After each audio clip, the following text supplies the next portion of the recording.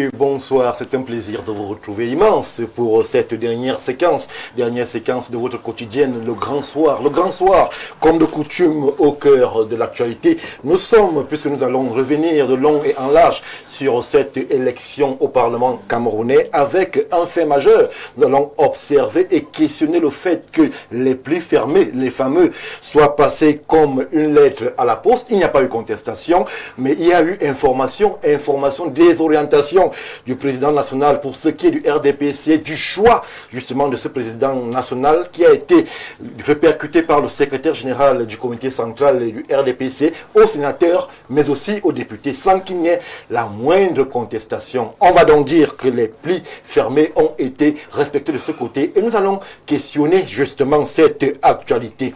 On ne sortira pas du Parlement, mais en restant du côté de l'Assemblée nationale avec cette grosse actualité de ce côté aussi, avec ce mandat des députés qui vraisemblablement sera prorogé. On ira donc jusqu'en décembre pour ceux-là qui sont encore à l'hémicycle. On va aussi de ce côté interroger justement les enjeux de la prorogation. Lorsque l'on sait que la conférence des présidents a quasiment validé le projet de loi, on va voir ensemble à quoi est-ce qu'on peut s'attendre, alors que justement beaucoup supputaient déjà sur la convocation très prochaine du corps électoral. Ça sera probablement pour décembre prochain. Une fois que je l'ai dit, mesdames, messieurs, vous avez le menu du soir. Je m'en vais tout de suite prendre mon traditionnel verre d'eau, je le prends glacé et je reviens tout de suite après pour la présentation de ceux qui nous accompagnent ce soir.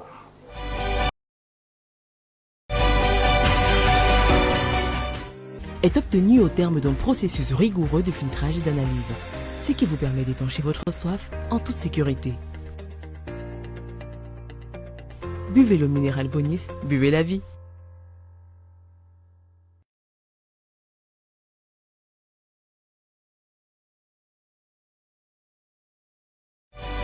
Je l'ai dit, nous restons au Parlement, nous restons dans la politique ce soir pour cette dernière sortie. Bon, on ne peut pas commencer cette aventure sans dire Eid Moubarak, bonne fête de fin de Ramadan à toute la communauté musulmane qui très certainement nous regarde et qui aussi est en fête. Bonne fête à vous. Et pour justement nous accompagner ce jour de fête au Cameroun, nous avons la chance et l'honneur d'avoir sur ce plateau des politiques et autres experts. Et là, toute personne politique que je porte à votre connaissance nous vient de l'Union des populations du Cameroun. Jacques Yété Mboté, ancien maire d'Edéa 1er, est parmi nous ce soir. Bonsoir, monsieur le maire. Bonjour et merci pour l'invitation. Je voudrais comme ça saluer les populations d'Edéa, surtout celles qui sont musulmanes. Oui. Vous savez qu'aujourd'hui, Edéa doit aussi être en fête, tout au moins c'est religieux. Comme tout le Cameroun. Comme tout le Cameroun. Je dis aussi bonsoir comme ça à la population de la ville d'Edéa. Oui. Et je leur dis que je suis là. Alors, Edéa, on est souvent un peu perdu. C'est combien de communes? C'est 3, c'est 4? Non, non, Edéa a 2 communes. La commune d'Edéa 1er et la commune d'Edéa 2e. Oui. Mais la commune d'Edéa 1er est la commune métropolitaine. Oui. Oui, oui. Bon, c'est là où j'étais maire. Et vous savez de quelle manière j'ai été débarqué. On va pas refaire l'histoire. Oui, mais on va quand même dire ici que parce que je suis en même temps le secrétaire général adjoint de l'UPC. Oui. Donc derrière le docteur Balerel Nkout. Donc moi je ne parle pas des UPC. Les gens se réclament des UPC ou tout ça là. Mais nous on était dans un congrès au palais des congrès où j'ai été élu secrétaire général adjoint et j'attends le prochain congrès pour que je dépose mon mandat. Donc je ne suis pas dans les gesticulations des UPC, je ne suis pas dedans. Merci, voilà. Merci monsieur le maire pour la présence en ces lieux. À ma droite proche, nous avons notre éminent consultant sécurité sur Info TV. J'aime bien le dire. C'est le docteur colonel Badjek qui assure cette fonction ici. Bonsoir mon colonel, bienvenue, bonne fête. Bonne fête à tous nos frères musulmans. Et je me rends compte que tous les panélistes ont abhorré, sauf vous, n'est-ce pas, on fait vivre ensemble. Et quelqu'un d'autre.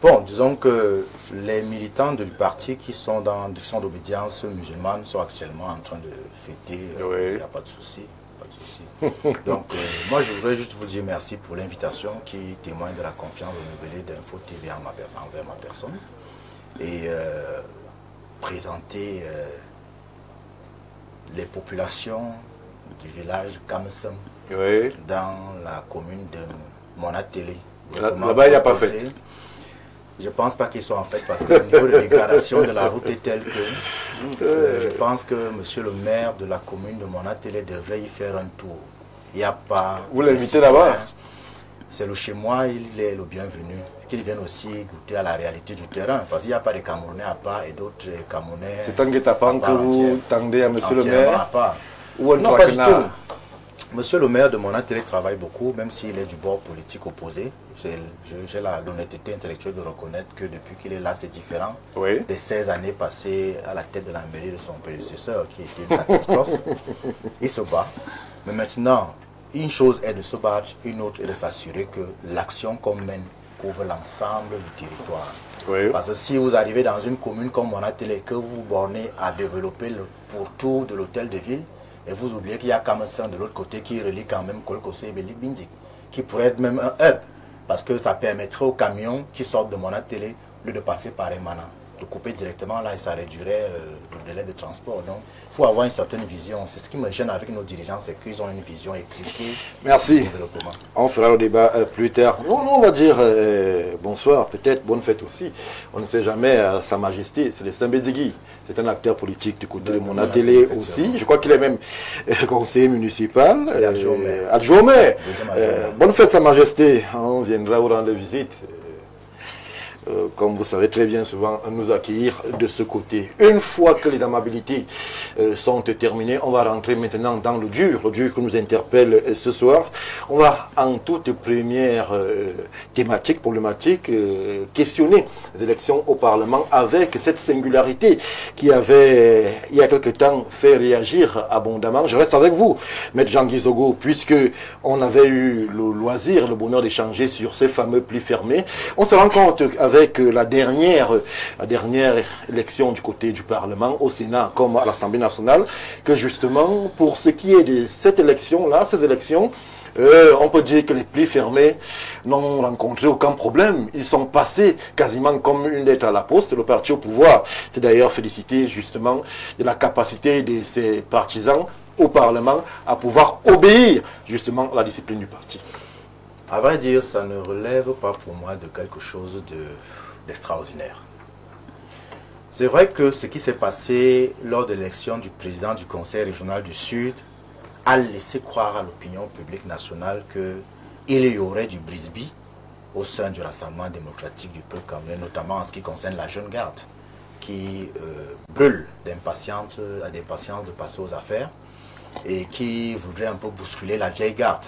Mais à la réalité, quand on regarde globalement le parti semble solide et la discipline du parti semble y être respectée.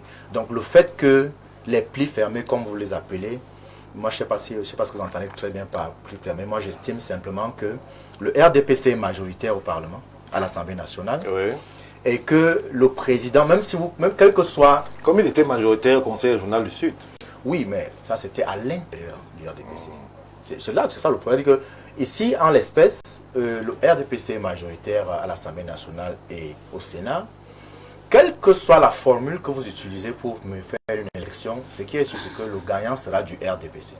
Maintenant, il est de bonne loi que les dirigeants du RDPC, en l'occurrence mon homologue, le président national de ce parti, qui est également président de la République et qui a certainement son agenda politique et stratégique, donne des instructions à son principal collaborateur, qui est le secrétaire général du comité central. Et que celui-ci les répercute auprès des députés de la majorité. Il n'y a pas eu beaucoup d'éclats de voix. Il n'y a pas eu d'éclat de voix, notamment parce que le récipiendaire est brillant. Parce qu'il faut être honnête quand même. C'est-à-dire que... Bon, c'est vrai que vous connaissez mieux que nous. Je ne le connais pas de façon... Je ne le connais pas de façon très personnelle, mais je dirais simplement que pour le peu que je sais de lui... Vous ne le connaissez pas, mais vous connaissez peu. Pour le peu que je sais de lui, il a l'étoffe de l'emploi et il a semblé faire l'unanimité. Parce que s'il n'avait pas fait l'unanimité, certainement on lui aurait opposé même en interne un candidat. Moi, je n'ai pas su qu'il y a eu un autre candidat. Donc, pour moi, c'est même un non-événement à la réalité, parce que c'est quelque chose de prévisible.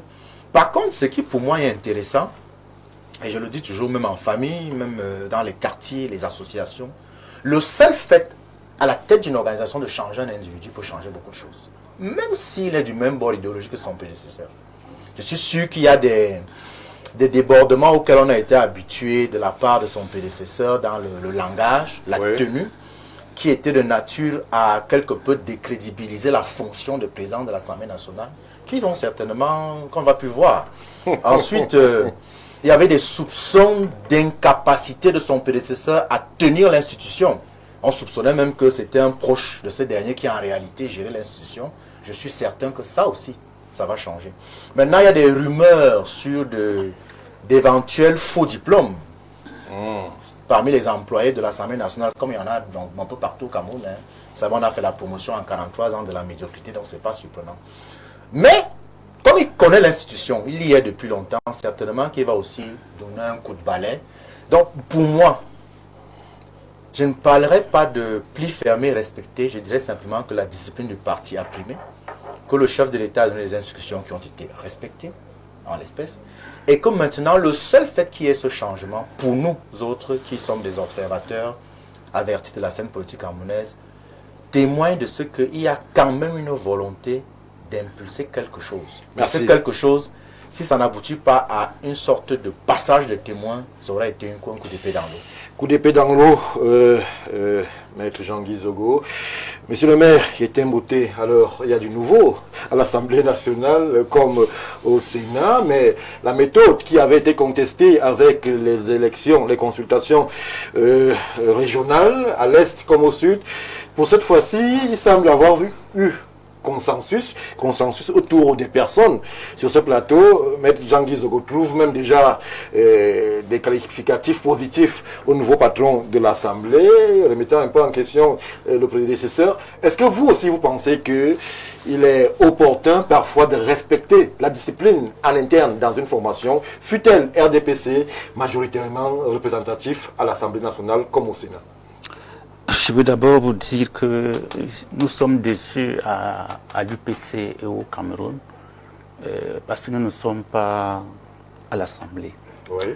En 1992, l'UPC avait adopté une résolution qui disait qu'elle ne sera jamais absente là où se décide l'avenir du Cameroun.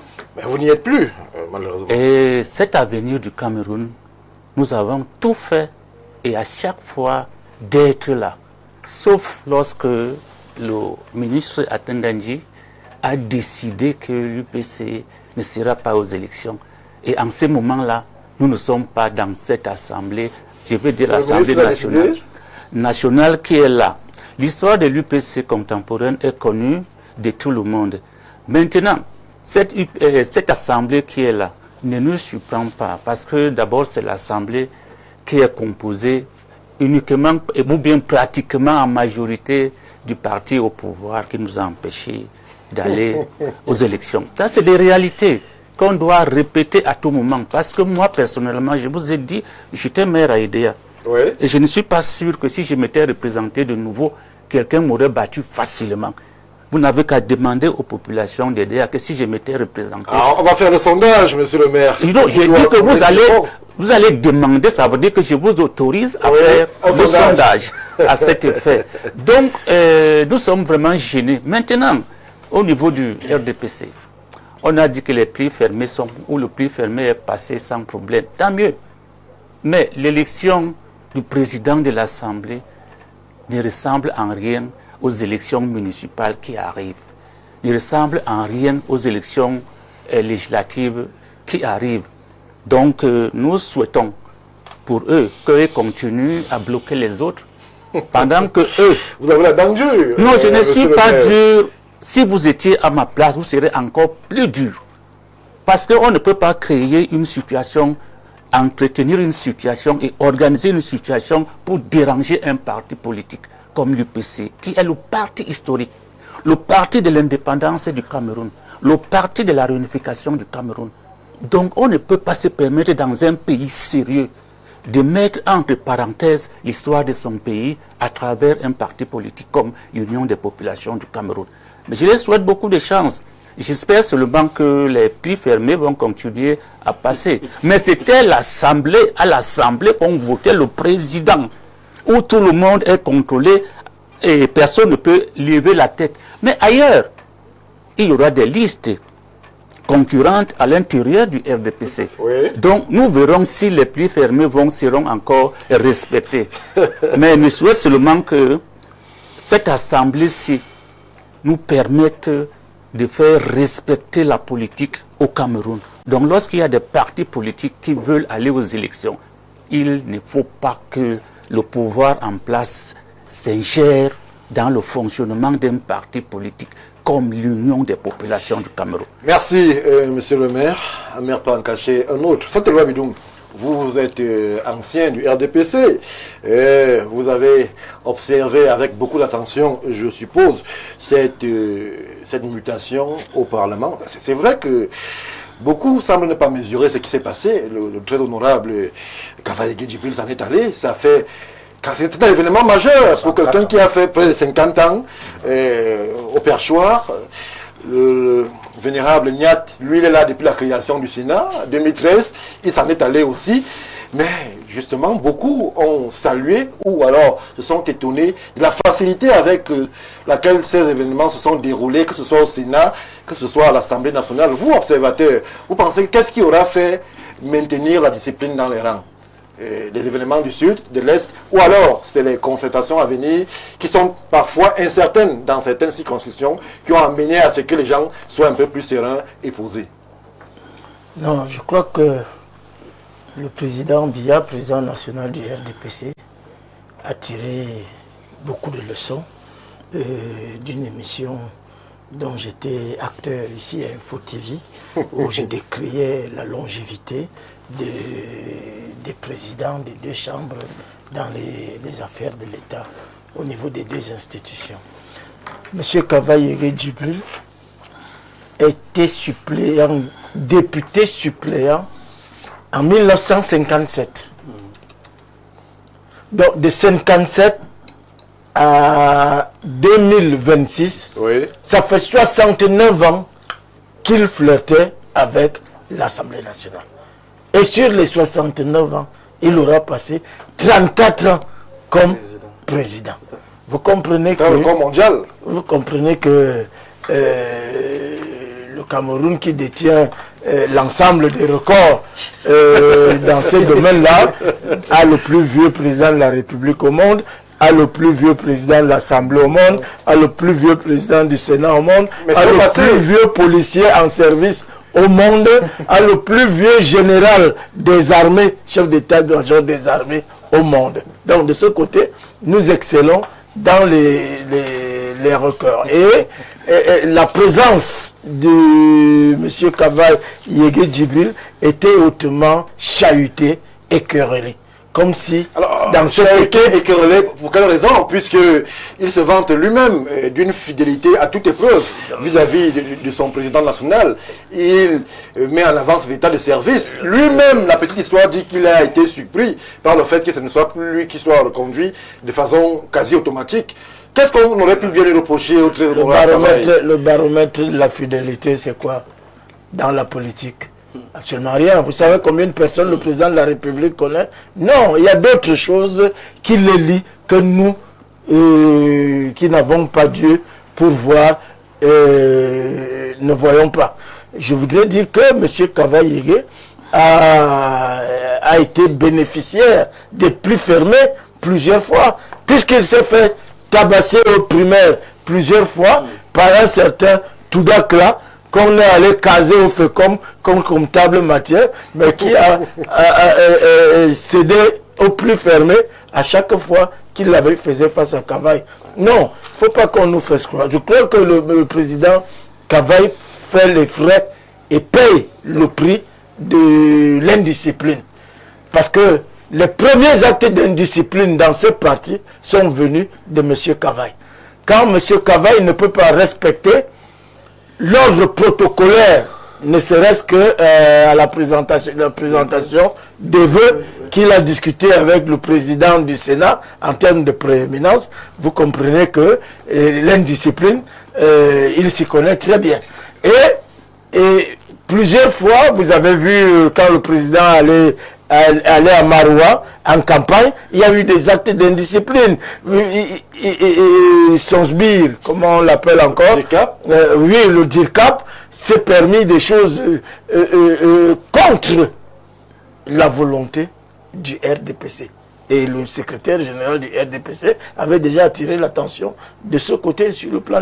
Donc, ce n'est même pas tôt au moment où il se fait sanctionner, parce que la personne qui devait le sanctionner l'a sanctionné. Le jour que M. Cavaille est venu remettre publiquement un bic à M. Biya pour lui signifier qu'il dort déjà trop et qu'il suppose qu'il n'a pas de bic, j'ai dit sur votre plateau que ce bic servira pour la première fois en mars pour débarquer M. Cavaille. Pour que le président démontre qu'il a encore les rênes du parti et qu'il mette fin à l'indiscipline qui se développe. Nous avons l'affaire Saint-Éloi Bidon à la mairie de Yaoundé.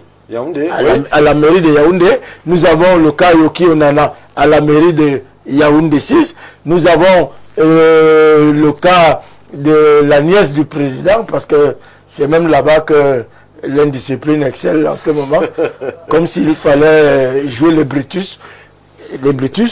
Donc, aujourd'hui, le président est en train de démontrer, à travers le débarquement de Cavaille, qu'il écoute les Camerounais.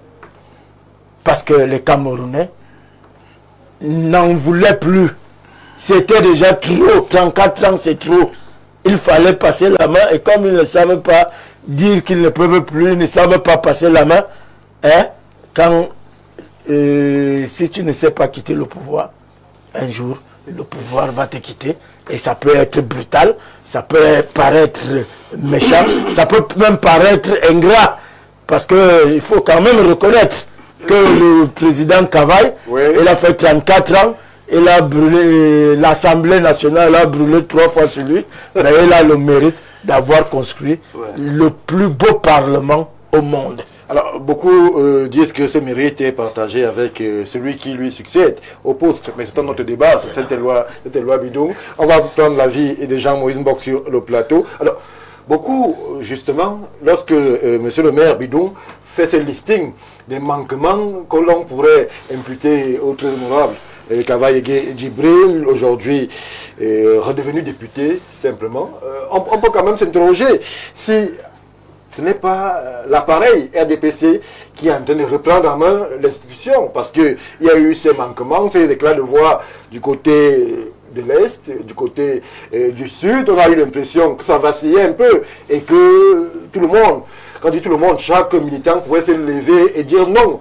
justement, aux orientations du comité central qui sont le retranscrit de la volonté du président national. Aujourd'hui, avec justement ce débarquement brutal ou souple, mettez-y le contenu que vous voulez, des deux patrons des institutions, on peut se dire, Jean-Moïse Mbok, qu'on est désormais dans la phase de reprise en main du parti.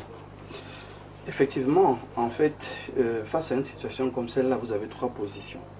Et vous avez des Camerounais qui ont la première position, comme le colonel aime dire, des irrédentistes. Point fermé, non au RDPC, faux stop. Donc tout ce qui se passe dans le RDPC, c'est du désordre, c'est n'importe quoi, ils n'en ont rien à faire. Ça, c'est la première catégorie. Oui. Deuxième catégorie, c'est ceux-là qui n'ont pas voté, ceux qui sont neutres, qui se disent, ça va changer quoi? Parce que finalement, ils ont choisi, et M. le maire le rappelait, de vicier la politique, de créer un fonctionnement difficile, de rentrer dans certains partis politiques, de créer le cancer, un cancer qui métastase. C'est un parti politique qui a 3 directions, un autre qui a 2 directions. Donc, il y a tellement de griefs que les neutres se disent, le taux d'endettement est en train de monter, on ne voit pas la société fondamentalement changer. Donc, qu'est-ce qui nous dit que ce qui se fait à l'Assemblée là va apporter quelque chose de nouveau? Ça, c'est la deuxième catégorie.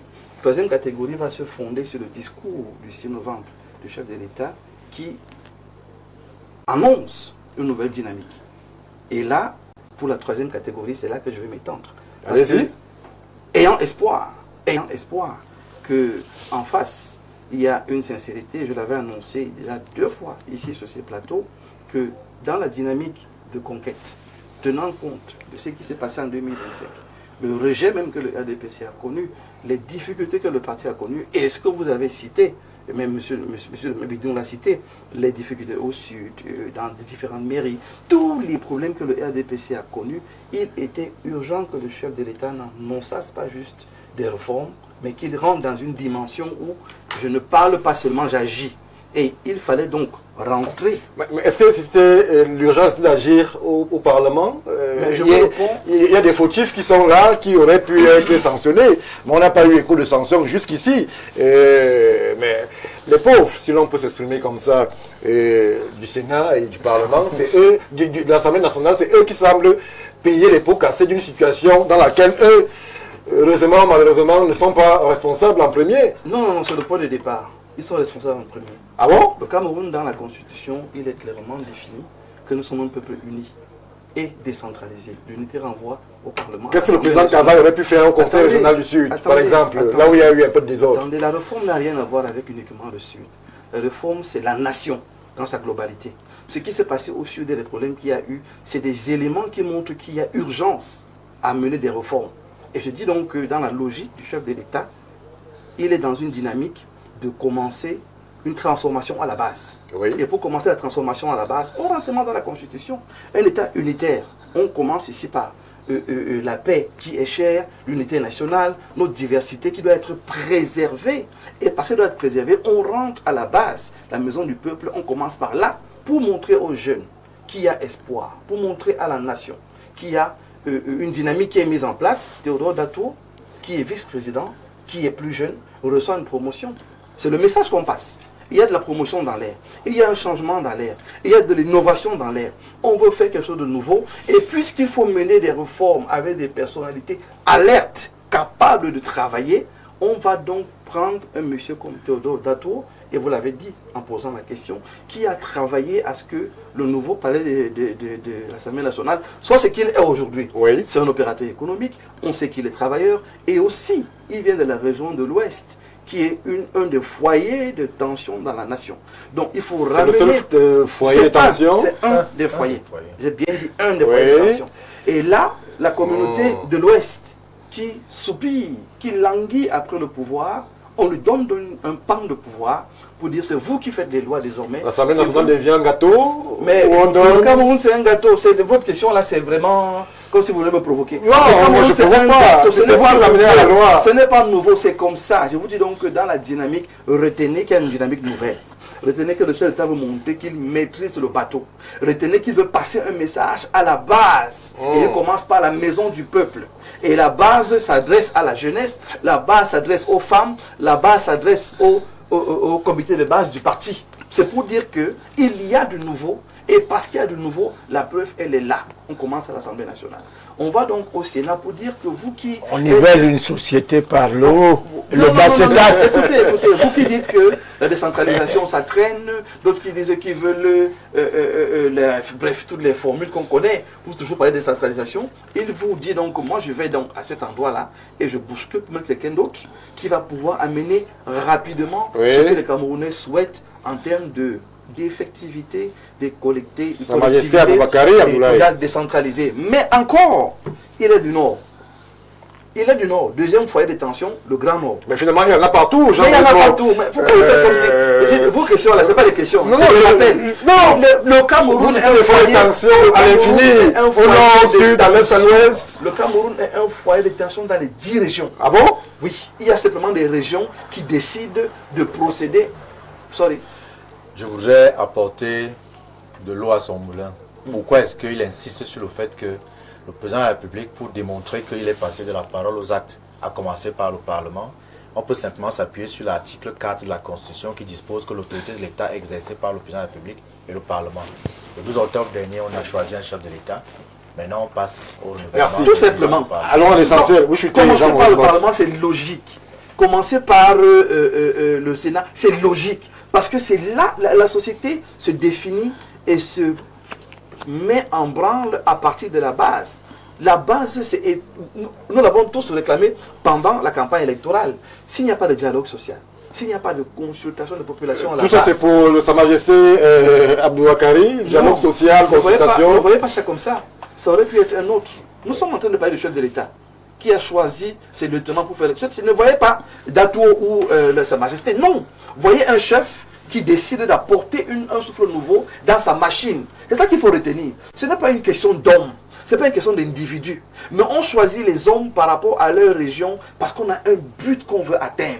Pour que l'économie reparte, il faut associer l'Ouest dans sa globalité. Merci. Pour que la paix revienne dans le Grand Nord, il faut intégrer un chef supérieur qui peut fédérer, qui peut rassembler et ramener la paix. Donc aujourd'hui, la question des prix fermés, ce n'est même pas une question, parce que partout ça se passe. La question aujourd'hui, c'est que on a fait un travail de prix fermé dans une circonscription unique, avec un peuple votant unique, juste les députés, et un président qu'il faut définir. Et monsieur le maire le disait, quand ça va rentrer dans les élections locales, c'est une autre dynamique, et il faudra donc que le RDPC apprenne que c'est possible de bien faire les choses si on se concerte, si on échange ensemble, et si on passe par exemple par les primaires. Merci. Docteur Badjek, le développement commence par la maison du peuple, on peut dire comme ça, le Parlement. Mais beaucoup se commencent à supputer quand même aussi sur cette quasi-éternité du président Kavaï. On lui a collé des états de service infaillibles vis-à-vis de son président national. Pour le très vénérable Nyandi Fendi, il est quand même là, le patron depuis la création du Sénat. Pensez-vous véritablement que la dynamique qui voudrait, si je m'en tiens au dire du docteur Mbok, se construire par le Parlement, peut se faire avec les hommes et les profils choisis. Nous avons l'honorable Dato qui est, c'est pas un novice au Parlement, je l'ai dit à l'Assemblée nationale, et Sa Majesté Abdoubakari, lui aussi, qui était déjà quasiment l'homme à tout faire, puisque c'était évident que le vénérable Nyat n'était plus très en forme. Est-ce que le changement peut se faire avec ces hommes du milieu, du système, qui ont aussi les réflexes inhérents à leur environnement? Lorsque le sage montre la lune, l'imbécile regarde le doigt. Je suis très surpris par la polarisation qui a été faite depuis ces élections. Vous avez remarqué que c'était le premier vice-président de l'Assemblée nationale qui est monté, et c'était également le premier vice-président du Sénat qui est monté. Donc c'est une action opérationnelle du parti qui arrive devant des enjeux qui sont multisectoriels. On va dans le domaine politique où il y a on observe très bien qu'il y a la recomposition, une fragilisation désormais des équilibres. Dans le domaine social, il y a une montée de la défiance électorale. Cette défiance électorale qui s'est manifestée récemment dans le Sud, où les gens ont dit, et je vais vous dire que si vous passez partout au Cameroun aujourd'hui, vous allez voir que les élections législatives et locales vont apporter une singularité dans la marche démocratique du Cameroun. Parce que les gens ne sont plus prêts à voter ceux qui ne peuvent pas les amener, les tirer. Oui. Ce qui va se passer. Même dans le RDPC? Mais écoutez, c'est une dynamique socio-politique. Le RDPC n'y échappe pas. Et je suis n'y échappera pas. Non, je vous dis que déjà, il ne faudrait pas... Ce qui est non, mauvais... L'exemple du Parlement a montré qu'ils peuvent s'aligner là-bas et suivre la direction. Stéphane, ce qui est mauvais au Cameroun, vous savez, de toutes les façons, jusqu'à, je ne sais plus, avant-hier, Kavaï était tout neuf, tout beau, jusqu'à ce qu'un autre arrive. Cette flagonnerie qui est permanente dans des scénarios, n'est-ce pas, de psychodrame qu'on connaît le Cameroun, il faut qu'on arrête un peu ça. Voilà. Vraiment, moi, je ne pense pas que nous soyons matures même au niveau politique. Arrêtons un peu de focaliser nos histoires. Le RDPC se réorganise parce qu'il y a des enjeux, il y a des défis qui arrivent. D'abord, si jamais on reste démocratique, ils ne sont pas sûrs de rester là après décembre. C'est clair. Ça, c'est la première chose qu'il faudrait se dire. Donc maintenant, il faut reconquérir, n'est-ce pas, les électeurs dans des conditions qui sont difficiles. Alors, ils s'arrangent. Pendant qu'eux s'arrangent, les autres partis sont en train de les regarder. C'est pour ça que je vous disais que quand le sage montre la lune, n'est-ce pas, les imbéciles regardent le doigt. Eux, ils sont en train d'avancer. Il n'y a rien de nouveau sous les toits aujourd'hui, sous les chaumières. Ils ont réorganisé et la vérité est que ça faisait depuis un certain temps que les gens voyaient ce qui était. Oui. Mais n'arrivaient pas à le confesser. Quand même, un président de l'Assemblée nationale et un président du Sénat, ce sont des personnalités, n'est-ce pas, qui ont de l'importance. Mais comme de plus en plus on dévalue, n'est-ce pas, la fonction, les hautes fonctions de l'État, on ne savait pas qui ils étaient, pour qu'on puisse garder des personnes qui étaient quasiment impotentes et qui ne reflétaient pas l'image même de la constitution politique. des hommes ressources du Cameroun. Pourquoi vous n'arrivez jamais, vous êtes une langue de bois? Nous sommes en stratégie. Ce n'est que l'image qu'on a voulu... non, ce n'est pas ça. Je dis, soigner en écartant il n'y a pas d'image à soigner. Un président de l'Assemblée nationale doit battre campagne. C'est ça. Oui. Hein? Et c'est sa campagne, parce que ce sont les députés qu'on va élire. D'accord? Il faudrait qu'ils soient sur le terrain, il faudrait qu'ils portent. Et les dernières élections nous donnent quand même des résultats indicatifs sur les forces en présence et sur les forces des élites politiques. Oui. Pourquoi vous voulez que le RDPC se tue en amenant des gens qui ne peuvent pas assurer la cause? Donc vous voulez nous faire comprendre sur ce plateau que le président Kavaï et le président Niat étaient des bras déjà des bras cassés. Vous voulez ça qui s'appelle. Pourquoi vous m'amenez toujours à des débats? Vous voulez ne pas dire qu'il ne pouvait Moi, je dirais il ne pouvait plus poursuivre la mission.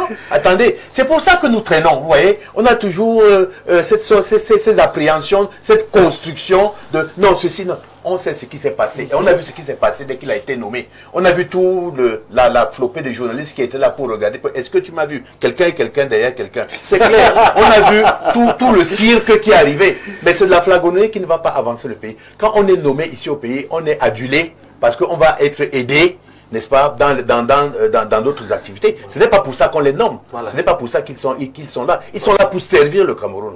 Voilà ce qu'il faudrait dire. Moi, le RDPC a fait un choix, parce que vous avez bien suivi que c'est le comité central qui a donné cet ordre, et ça a été suivi. Oui. Ça montre, à quelques mois de cette élection, un parti qui n'est pas en rang dispersé et qui écoute. Maintenant, les configurations ne sont pas les mêmes. C'est le maire qui l'a dit tout à l'heure. Attention, les configurations à l'Assemblée, ce sont des gens qui sont élus, n'est-ce pas, et qui sont tenus. Et eux-mêmes, c'est eux qui ont élu le premier vice-président. Il n'est pas premier vice-président, il n'était pas premier vice-président pour rien au hasard. Et l'ascenseur est monté au prochain palier. Il est sorti du prochain palier. Donc moi, je pense qu'il n'y a pas de grande nouveauté. C'est très bien pour lui. C'est une promotion de vice-président à président. Et nous lui souhaitons tout le bonheur qu'il puisse conduire. 40 ans aussi, comme l'autre. Je ne suis pas là pour mesurer les années ici. Un stratège parle sur les éléments factuels. Moi, je ne commande pas les commentaires. Voilà. Donc, ce que je vous dis, Stéphane, je vous dis que je viens de manger du mouton chez un grand frère et je suis très en forme. Donc, je ne vais pas vous répondre en passant par 4 chevaux. Merci, docteur Badjek. On va prendre l'avis de monsieur le maire Yetim Boté. Alors, on est là dans la projection, dans les perspectives. On voit justement le RDPC s'organiser, se déployer, peut-être préparer les batailles. Mais quid des autres, puisque l'Assemblée nationale n'est pas que RDPC, même s'ils sont majoritaires. Il y a le PCRN là-bas, il y a le SDF, il y a l'UNDP, il y a les autres. On a eu l'impression que pour eux, que ce soit Kavaï, que ce soit Datuo, c'est blanc, bonnet, bonnet blanc. Vous êtes dans cette même dynamique-là, vous aussi? Moi, je ne sais pas exactement ce qui a changé, sauf les hommes. Exactement, parce que je ne sais pas ce que le président de l'Assemblée sortant ou bien le président du Sénat sortant devait faire et qu'il n'a pas fait. Exactement, je ne sais pas ce qu'eux doivent faire et qu'ils n'ont pas fait.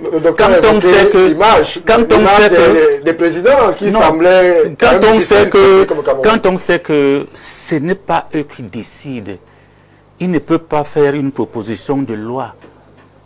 Jamais. Ça ne va pas passer. Même si c'est le président de l'Assemblée qui le fait, ça ne va pas passer. Oui. C'est toujours le gouvernement qui va envoyer ces projets de loi. Ces projets de loi. Bon, pour moi, Kavaï devait partir. Il devait? Oui, il devait partir. Pourquoi? Je vais vous expliquer. Moins à mon petit niveau.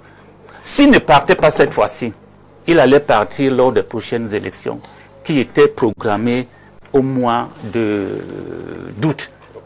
Oui, quelque chose. Et pour quelle raison il devait partir? Laissez-moi vous expliquer. Allez-y, dites-nous. Le président Biya a tout fait pour ne pas se retirer dernièrement en 2025 s'il avait la possibilité. Parce qu'il ne pouvait pas partir, laisser les gens que lui, il a comment on dit ça? Il a créé. Qu'il a créé. Imaginez que le président de la République partait, Kavaï restait. Nia Difendi reste, ce qui était... Est-ce que c'était dérangeant pour le système? Oui, c'était très dérangeant. Ça ne pouvait pas. Non, ça ne pouvait pas avoir lieu. Ça ne pouvait pas. J'ai dit ça aux gens avant les élections, avant l'élection présidentielle. C'est vrai que je ne supportais pas. J'étais dans mon camp. Lui connaît mon camp un peu. J'étais dans mon camp, mais j'ai expliqué aux gens que le président, bien quel que soit le cas, ne peut pas partir en laissant Kavaï et en laissant Nia Difendi, alors que c'est lui qui les a créés. Imaginez ce scénario-là. Le président Biya est parti, et le nouveau président Mbarga arrive, et c'est Cavaillé qui vient maintenant lui donner le bic. Ce n'est pas possible. Et la deuxième chose, parce qu'il faut le savoir également, il y a beaucoup de choses qui se passent dans ces pays qui font qu'on a l'impression qu'on a changé quelque chose et tout le monde va tomber dedans. Vous allez me dire dans les prochains jours, juste tout au moins jusqu'au mois de décembre, parce que c'est ce qui est programmé, oui. C'est que Datou, si c'est Datou, ou bien Aboubakari, que je connais bien, oui, que je connais un peu, ce qu'ils vont faire. Je vous ai suivi dire que Datou a construit... il s'est même qu'il aurait été un acteur principal de ce chantier. Parce que c'est un dossier que je connais aussi un peu, étant donné que c'est le Minepad qui a géré. J'étais au Minepad encore en ce moment. Je sais de quoi je parle. Je ne vais pas entrer dans les détails. Je sais comment les financements ont été trouvés par le gouvernement à travers le ministère de l'économie, en passant par... on parle d'un nom chinois, c'est écrit même à l'entrée. Bon, c'est ce que je dis exactement. Je dis que je sais comment les financements ont été trouvés. Même si c'est un don, c'est le financement au moins. Mais quelle que soit la manière, je sais ce que je vous dis. Donc, Datou, c'est comme si on peut décider demain. Ça veut dire que le directeur général, le PDG d'ici, décide de construire un nouveau bâtiment. Et il met l'argent et il vous demande à vous, M. Mbarga, de suivre ça. C'est ça que M. Datou a fait. C'est pour ça qu'il a été nommé président de l'Assemblée. J'ai dit non. Il y a des choses. Et j'ai suivi quelqu'un dire tout à l'heure là que, comme les gens de l'Ouest font dans l'économie, bon, il va faire apporter beaucoup de choses. J'ai dit que, sans entrer dans la polémique politicienne, j'allais dire que si on parlait en ces termes de l'Ouest, là, l'Ouest a reculé. En termes d'économie? Non. En termes de quoi alors? En termes de positionnement politique? Politique. Parce que vous ne pouvez pas être deuxième de la République, vous vous retrouvez troisième et on se met à dire que vous avez beaucoup. Oui. Nous disons les choses comme elles sont. Le président de la République a décidé comme il a voulu, tout simplement. Il sait à quoi il joue. Parce que là où nous sommes, nous nous attendons tous que quel que soit le cas, là où nous sommes là, il y aura la vice-présidence. Oui. Certainement. Et ça attend les anglophones. Tout le monde. Quand vous regardez ça, vous regardez la scène politique. Et là, on est dans beaucoup de spéculations. Oui, bon. Rien ne dit que ça pourrait aller chez l'anglophone, ça pourrait partir à l'Est aussi, puisque là-bas aussi, on se plaint beaucoup. Bon, dans tous les cas, si le président a repris les choses en main, c'est tant mieux. Mais pour moi, le changement au niveau de la tête de l'Assemblée ainsi que la tête du Sénat n'apporte rien pour le peuple camerounais. Rien et rien. Sinon, qu'on me montre qu'est-ce que ça va apporter. Ce que nous attendons du président, c'est qu'il revoie les choses, qu'il libéralise la scène politique qui est vraiment bloquée. C'est bloqué ici. Pas que le président de l'Assemblée, pas que le président du Sénat. Ça nous apporte rien. Merci, M. le maire. Alors, cette loi, on se retrouve avec des Camerounais dubitatifs quant à justement ce changement aux perchoirs, aux différents perchoirs, au Sénat, à l'Assemblée. Mais vous, lorsque vous observez le déroulé de cette session, puisqu'on est en session de ce côté, est-ce qu'il y a au-delà des changements à la tête des perchoirs, comme je l'ai dit, des surprises qui pourraient encore tomber ici et là? On a la prorogation qui est désormais quasiment actée.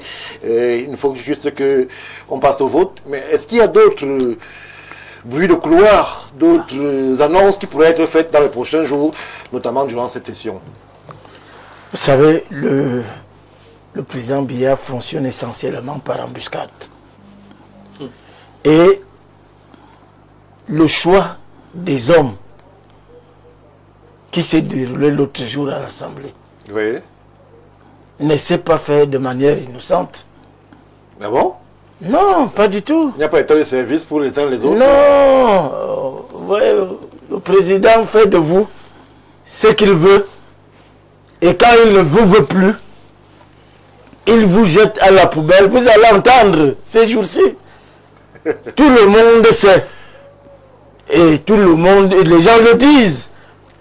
D'où est venu Datou? Alors, Non, moi j'ai 65 ans. Oui. Je suis dans la politique au RDPC depuis la création. Et j'étais déjà à l'UNC. Oui. Alors, du temps de l'UNC au temps du RDPC, moi j'ai jamais entendu ce nom. Vous dites qu'il vient d'où? Je vous dis que je n'ai jamais entendu ce nom sur la scène politique. D'où Alors, vient-il? le président a deux sports qu'il affectionne. Un sport cérébral qui se déroule en solitaire, ce sont les échecs. Et un sport physique qui se déroule également en solitaire, c'est le vélo. Vous ne savez jamais pourquoi il accepte de faire quelque chose. Pourquoi M. Datou, originaire de Bangou, Oui. quand on connaît les attaches que la famille présidentielle a vis-à-vis de cette commune de Bangou. Oui, on connaît. C'est juste pour vous dire que il n'est pas arrivé là parce qu'il est le plus brillant. Il n'est pas arrivé là parce qu'il est le plus... Il est arrivé là. C'est d'abord par calcul. Et tout le monde sait. La politique n'est que calcul. Oui, la politique n'est faite que de calcul. Mais à l'avantage de celui qui assure ta On est promotion. d'accord. Maintenant, monsieur Aboubakari, qui est l'ami de... Vous savez, à un moment, vous qui êtes habitué de la scène politique, vous savez que les Camerounais trouvaient que le président Biya était trop mou et qu'il fallait peut-être à la tête de ce pays pour le redresser un mini-dictateur. Un mini-dictateur. Et l'amido de Rey Bouba, tout le monde connaît un peu ses méthodes. Je crois qu'elles auraient permis de redresser le Cameroun. Mais alors, ce monsieur, dans la perspective de l'écarter du pouvoir, on en a fait un président du Sénat. N'oubliez jamais que le lamido de Rey Bouba a reçu Franck-Emmanuel Biya comme le sultan Baroun. Oui. C'était déjà des indicateurs dans la succession. Et M. Aboubakari ne peut plus prétendre à autre chose aujourd'hui. Parce que en cas de décès, en cas de démission, en cas de la Constitution n'a pas changé. C'est le président du Sénat qui assure l'intérim et n'est pas candidat. Oui. Ça veut dire que c'est bon pour lui à ce niveau. C'est bon pour lui. Et il faudrait que les Camerounais comprennent que le président est champion dans le jeu d'intrigue et parce qu'il sait jouer aux échecs. Vous voyez donc que les Camerounais se comportent comme si le Cameroun n'était fait que de nordistes, de l'ouest, des Bétis et des anglophones.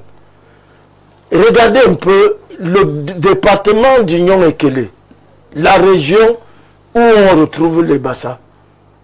C'est du centre jusqu'à l'autre côté du littoral. Toute une région. Toute une région. Vous entendez parler de... On est en train de partager le gâteau entre 3 ou 4 tribus. Et quelqu'un a dit tout à l'heure... Et quelqu'un a dit tout à l'heure que la porte s'ouvre donc pour la vice-présidence pour les anglophones. Et le tour est joué. Non, ce n'est pas possible. On peut donc trouver une autre formule. Moi je dis, et peut-être on reviendra, le jour que j'ai dit ici que Kavaï sera le premier victime du stylo qu'il a donné au président. Et je dis encore que les calculs que les uns et les autres font, il n'y aura pas de poste de vice-président. Le président vous a déjà dit que le Dauphinat, ça n'existe pas. Oui. Que ce soit pour son fils ou pour l'autre. Moi, je pense que le président, pour mieux cacher son jeu encore, va faire revenir au premier ministère M. Yan Filemon, qui viendra donc, qui a déjà un parcours, qui est suffisamment préparé pour aborder la fonction, même si les gens n'en parlent pas. Il reviendra donc au premier ministère pour se refaire la main et aller à la compétition. Le président aura convaincu tous les Camerounais que ce monsieur a l'étoffe. Voilà son parcours. Donc ne voyez pas immédiatement un poste de vice-président aux anglophones. Non, c'est trop facile. Sinon, à l'Est là, nous on va faire comment? C'est la question. Merci, monsieur le maire. On fait réagir un ou deux Camerounais. Bonsoir à tous. Le pli fermé a été bien respecté au Parlement, mais cette affaire de pli fermé du RDPC a beaucoup de limites, surtout au niveau local, car de nombreux maires et députés, avec des exceptions bien sûr, qui sont à la tête de nos localités, sont des aventuriers qui se battent pour leurs propres intérêts tout en narguant les populations, car ils savent qu'ils n'ont pas été choisis par elles, mais plutôt par leurs collègues des hautes instances du parti. Chez nous au Sud, c'est l'une des raisons de la paralysie de cette région, et c'est bien dommage. Merci à vous, Mimi, et depuis Douala pour la réaction. Bonsoir, chers panélistes. Nous sommes vraiment surpris de l'analyse qui pense que le changement de M. Cavaille est une sanction. Vous vouliez qu'il meure à son poste, n'était-il pas assez malade et vieux pour aller se reposer, ou bien vous voulez qu'il suive son maître? C'est la règle au Cameroun. Merci à vous, M. Simen de Douala, pour la contribution. Bonsoir, le plateau. Parlons du présent. Mettons le passé dans la poubelle. Je suis M. Ekwala. Alors, le présent se construit aussi avec le passé. On va prendre ceci. RDPC, je ne te donnerai pas mon mandat pour que tu le confies à un autre. Il met entre guillemets hautes instructions. Le changement à la tête des deux chambres n'apporte rien aux Camerounais. C'est comme par exemple le changement de province en région. Et tant que l'émanation des lois sera du ressort de l'exécutif, nous ferons toujours du surplace depuis 1982, réfractaire au modernisme. Merci à vous, cher monsieur Bidima Senforien, pour la contribution. Jean-Moïse Bock, en une ou deux phrases. Je l'ai dit, monsieur le maire a dit, nous a annoncé les postes, vice-présidents et autres qui sont en supputation. Vous aussi, vous inscrivez dans cette lignée-là, qu'on est en train d'aller tout doucement vers cette réforme, ces réformes annoncées, avec un point de polarisation essentiel autour des successeurs ou du successeur du président Paul Biya. Bon, moi, je crois que le volet successeur est le deuxième plan. Le premier plan, c'est le bien-être des populations. Et les réformes devraient donc prendre en compte nos réalités, tant économiques, notre sol, notre sous-sol, l'industrialisation, bref, créer un contexte qui permet aux Camerounais de sortir la tête de l'eau. C'est-à-dire que les problèmes que nous avons décriés pendant la campagne présidentielle sont encore là. Et nous souhaitons que ça change. Le but, c'est ça d'abord. Il faut d'abord que le peuple ressente une différence dans la façon dont il est géré. C'est pour ça que la suite logique, c'est un gouvernement.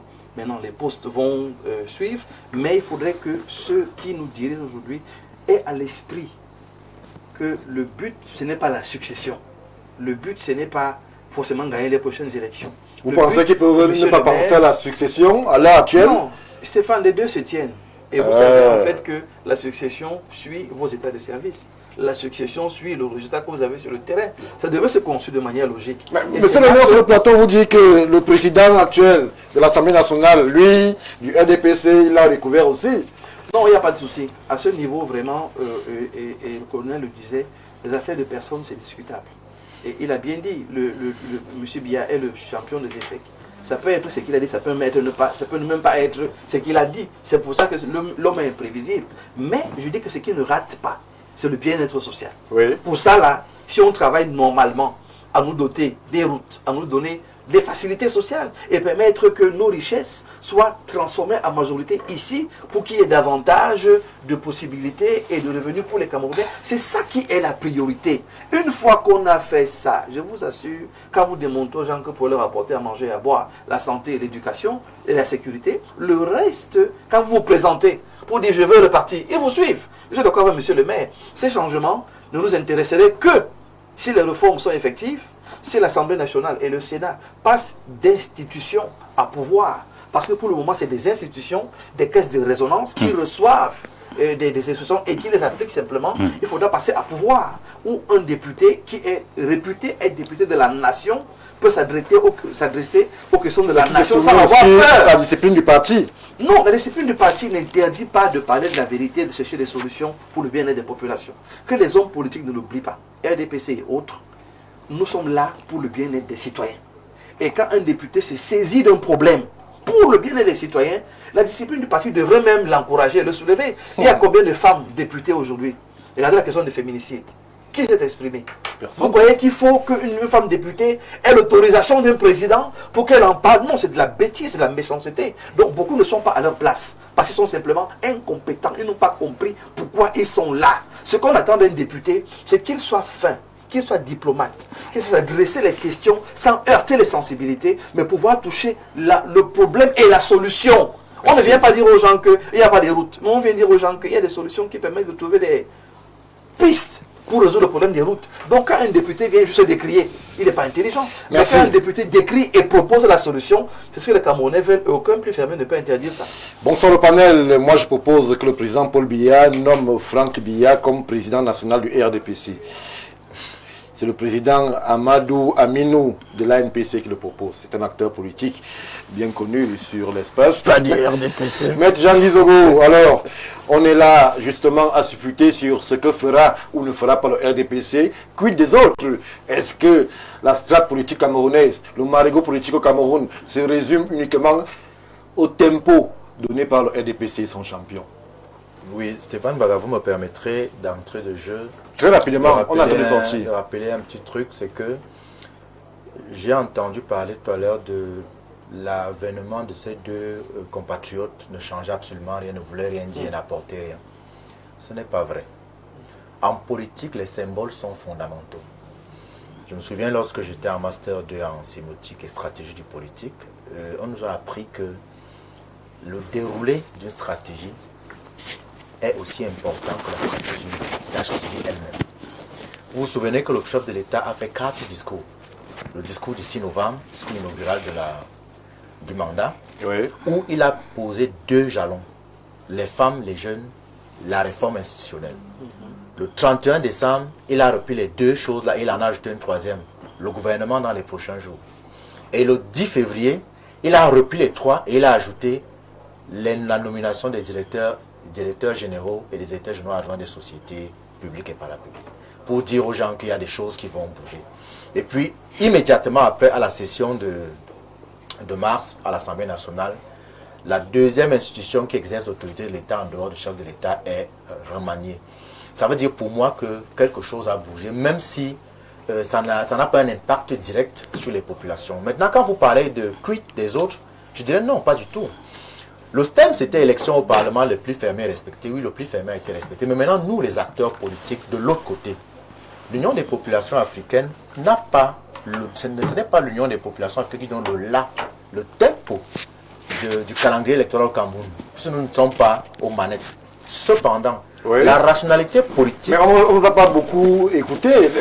Le changement à la tête du Sénat et de l'Assemblée nationale devrait quand même être un moment fort dans la vie politique au Cameroun pour que les formations autres que le RDPC puissent au moins communiquer et partager un avis, comme cela se fait ailleurs. Je vous rassure tout de suite, si vous parcourez les plateformes de communication de l'Union des populations africaines, nous nous sommes exprimés.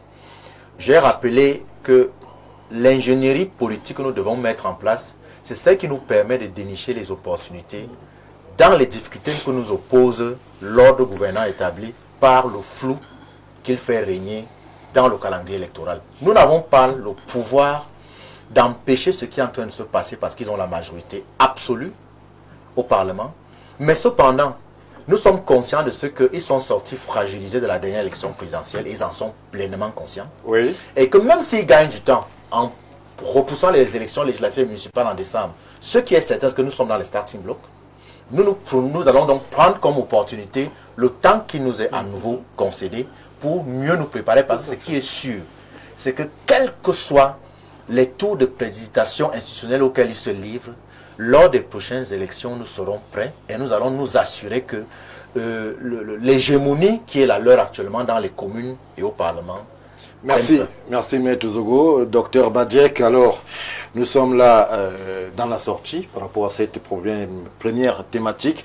Comment est-ce que vous entrevoyez donc ce mandat prolongé pour nos honorables députés et pour nos sénateurs? Ils seront véritablement au four et au moulin, ou alors ils vont se rassembler, se séparer la semaine prochaine et revenir 6 mois après lorsqu'il faudra se dire au revoir? Non, ils ont chacun, ce qui les concerne, un rayonnement régional. C'est-à-dire que lorsque le président de l'Assemblée nationale ira dans l'Ouest, il sera revêtu de sa prestance, de son autorité de panne. Donc ça va apporter quelque chose. Également le sénateur. Mais ce que moi je crains aujourd'hui, c'est que nous nous sommes définitivement affirmés dans l'ethnocratie.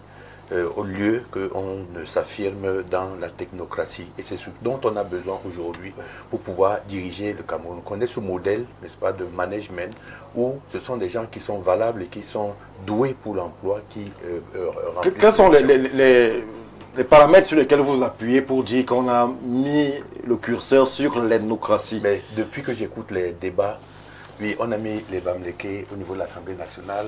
On a bloqué là-bas parce qu'ils ont eu un mauvais résultat à l'Assemblée. Maintenant, ils doivent aller se battre sur le terrain.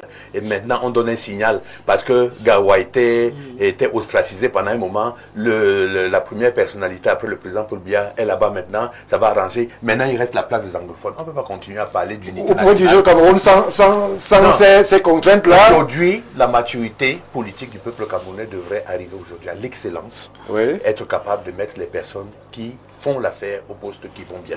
Voilà ce que je voudrais dire. C'est vrai qu'on ne va pas appauvrir une région parce qu'il n'y aura pas de cadre. Il y aura toujours une petite dose d'équilibre régional. Mais mettons des gens qui rêvent. Mettons des gens qui pensent. Mettons des gens qui veulent révolutionner le Cameroun. C'est de ça dont il s'agit là en ce moment. Et je pense que tant qu'on n'aura pas cette ouverture-là, on va toujours être focalisé par un jeu de chaises musicales. On va voir qui peut être là, qui peut être ici. Et c'est le beau-frère qui est le cousin de l'oncle. Et ça, je veux vous dire, Stéphane, ça laisse libre cours à tous les chantages possibles, n'est-ce pas? Et à toutes les... Voilà, et c'est ce qui est... Merci, Dr Badjek. Alors, je sors par cette autre contribution. Salut à vous, le modérateur par excellence, et à tous sur le plateau. Véritablement, on a l'impression que les postes au pouvoir sont divisés en 4 régions, nord, centre, ouest et sud-ouest. Et nous autres, sommes-nous des figurants? L'équilibre régional passe aussi par là.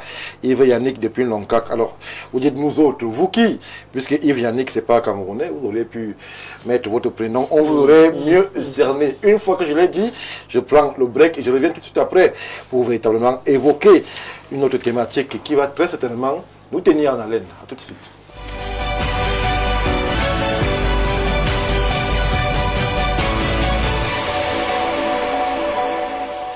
De retour sur le plateau du Grand Soir, nous avons laissé les plis fermés à ceux-là qui les avaient envoyés et reçus. Maintenant, nous allons parler justement de cette prorogation qui est en coulisses, mais qui est déjà aussi effective, puisque justement le projet de loi a été reçu par la Chambre des présidents et que, sauf surprise des dernières minutes, on ira vers cette prorogation. On va donc interroger les enjeux justement de cette autre prorogation, puisque l'on sait que cette mandature elle-même est issue d'une prorogation. Je vais commencer par vous, Saint-Éloi Bidon. Je me souviens m'être interrogé moi-même aussi spéculer même sur l'hypothèse d'une prorogation. Mes spéculations ne m'ont pas trompé. On y est quasiment. Est-ce que vous pensez qu'on avait véritablement besoin qu'il y ait prorogation pour qu'on puisse véritablement convoquer le corps électoral?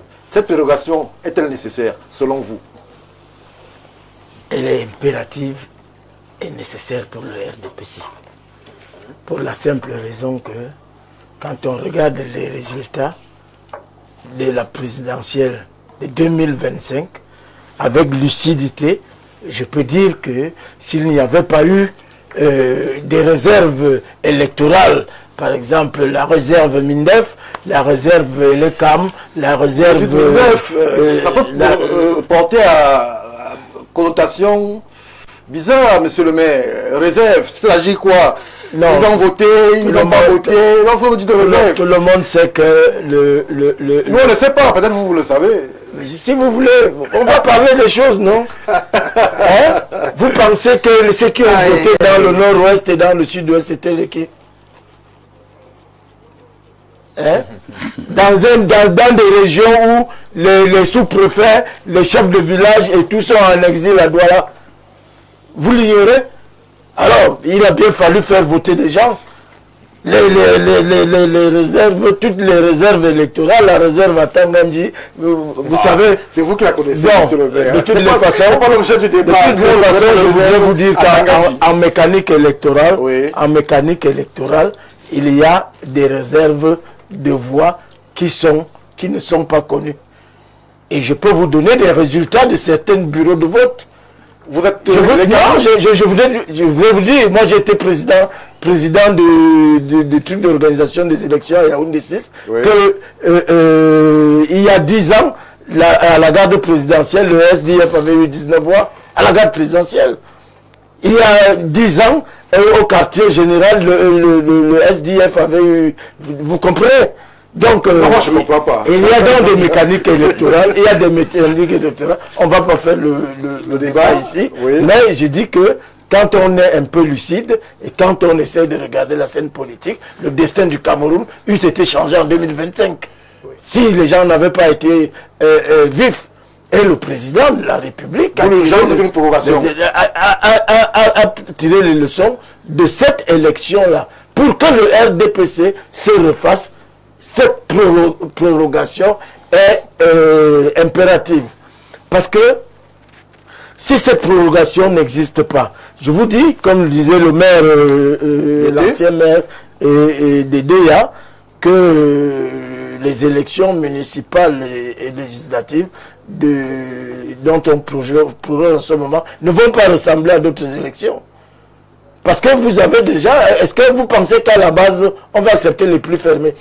Ceux qui ont accepté le plus fermé à l'Assemblée savent la distance qu'il y a entre le président et... Pour observer un peu le cas du maire, est-ce que tout le monde va concourir? Puisque l'UPC aussi s'impatiente et elle estime peut-être qu'elle devrait aussi faire partie...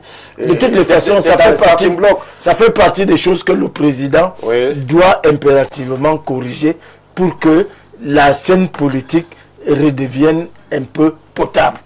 Parce qu'en ce moment, il y a un problème de potabilité, il y a un problème de solvabilité politique des acteurs. Oui. Et ceux qui sont en scène en ce moment ne peuvent pas conduire le RDPC à une victoire éclatante et écrasante.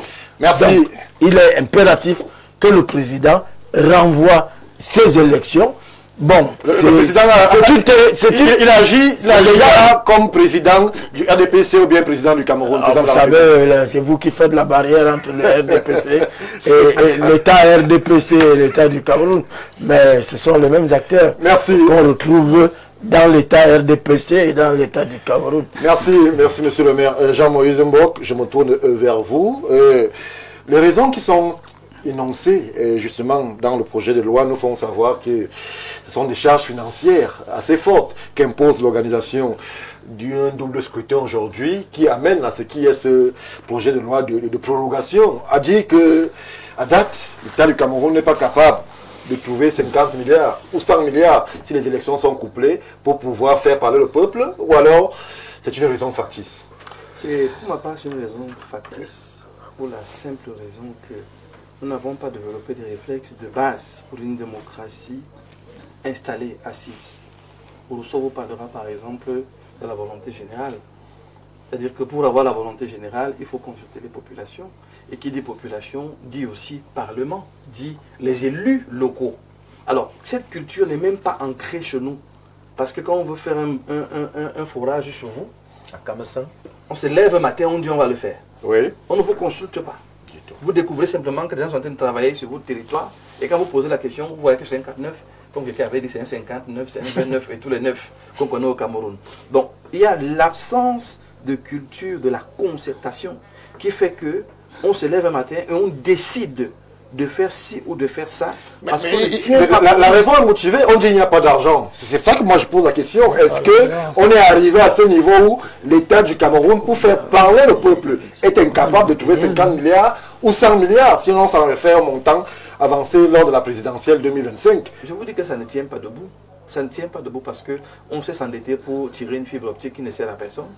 On sait s'endetter pour essayer de mettre de l'argent généralement dans des projets qui ne sont pas générateurs de revenus ou de richesses ou d'emplois. On sait le faire. Il y a beaucoup d'endettement. Bon, alors pourquoi on ne s'endetterait pas pour repenser le Cameroun de manière dynamique. C'est pour ça que les réformes même sont questionnables. Parce que quand le patron parle de réforme, il parle de quoi? Il parle des décisions du haut que vous allez subir en bas, ou il parle de décisions qui intègrent le bas, parce qu'on a consulté les populations. Et je dis que ne pas prendre cette élection, enfin ces élections locales au sérieux, c'est un signe qu'on est en train de courir vers le statu quo.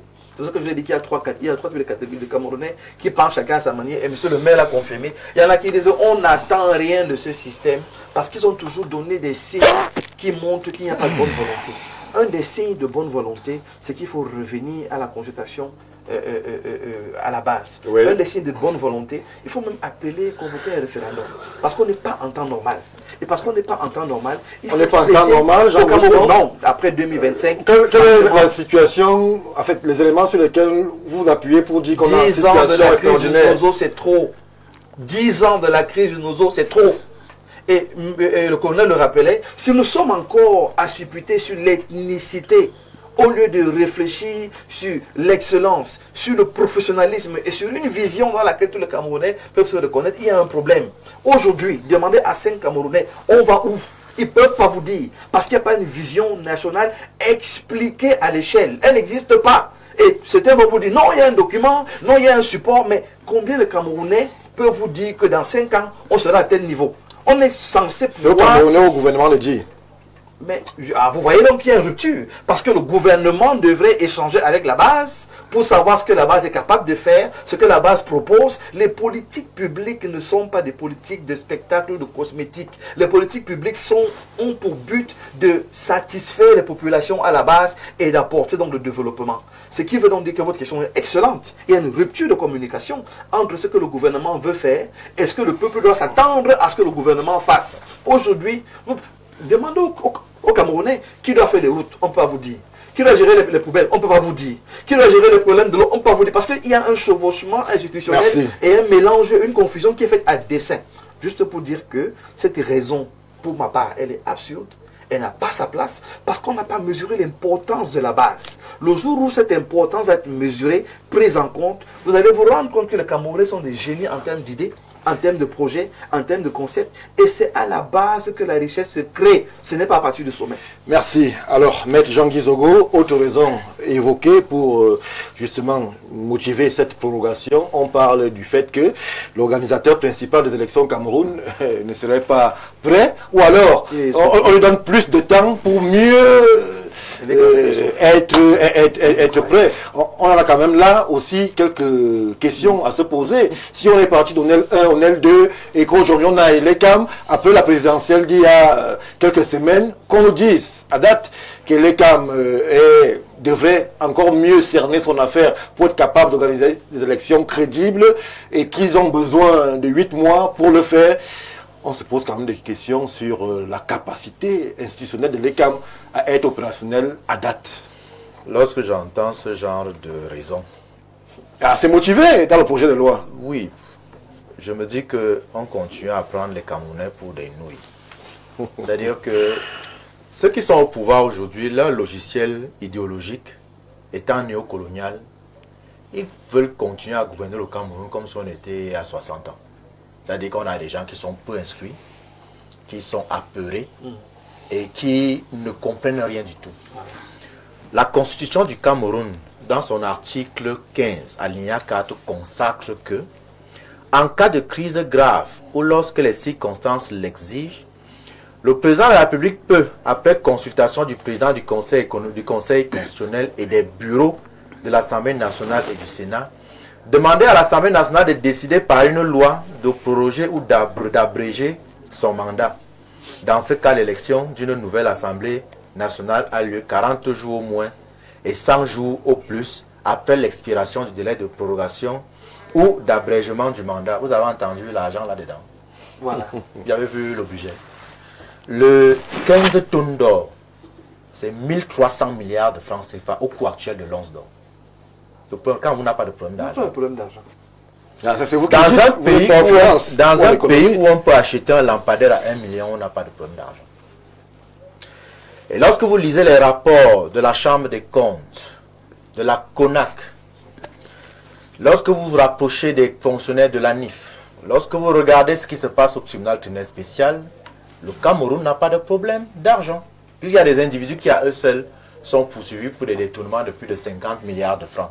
Si c'est le montant qui est nécessaire pour organiser les élections. Mais maintenant, Elections Cameroun vous dit, en réalité, nous, on est au quotidien avec Elections Cameroun, ils disent qu'ils sont prêts. Ils vous ont dit ça? Ils disent qu'ils sont prêts. Ils disent qu'ils sont prêts. Ne faites pas dire des choses à l'État problème que même ils ne peuvent pas assumer. Le problème, je vous ai dit tout à l'heure qu'on nous prend pour des demeurés. On croit qu'on a affaire à des nouilles.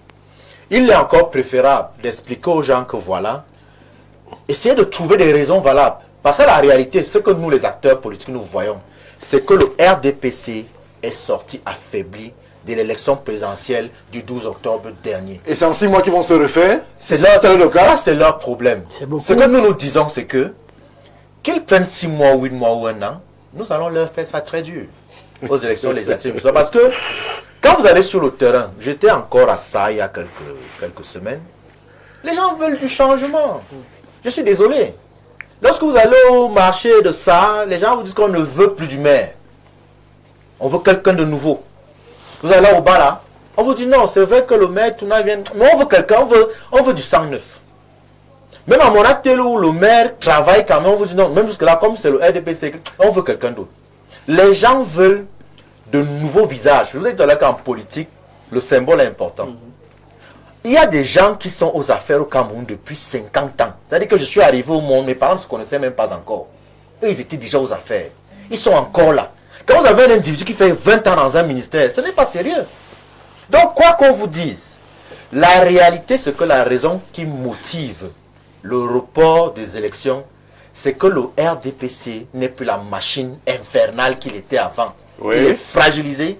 L'élection présidentielle l'a démontré. Et on aura beau essayer de falsifier les résultats comme on peut. Ce qui est certain, c'est que nous étions sur le terrain. Et nous, on vous dit que si l'élection a lieu demain, ils seront battus. Si elle a lieu dans 6 mois, ils seront battus. Peut-être vont-ils limiter la casse en se refaisant une petite santé.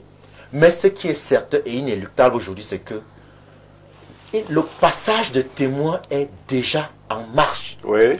Qu'ils le veuillent ou non, ils vont nous passer le témoin, vont nous passer le relais. Et je répète que nous sommes prêts à gouverner.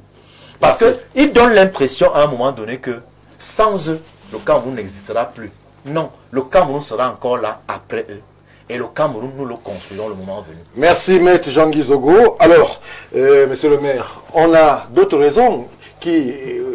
des raisons ou alors d'observation des journalistes auraient pu être évoquées aussi dans le projet de loi. On a quand même ce recensement qui est annoncé, qui pourrait permettre à ce qu'on sache combien nous sommes et qui est capable de voter. On a ce redécoupage administratif qui pourrait aussi amener d'autres communes et d'autres circonscriptions électorales.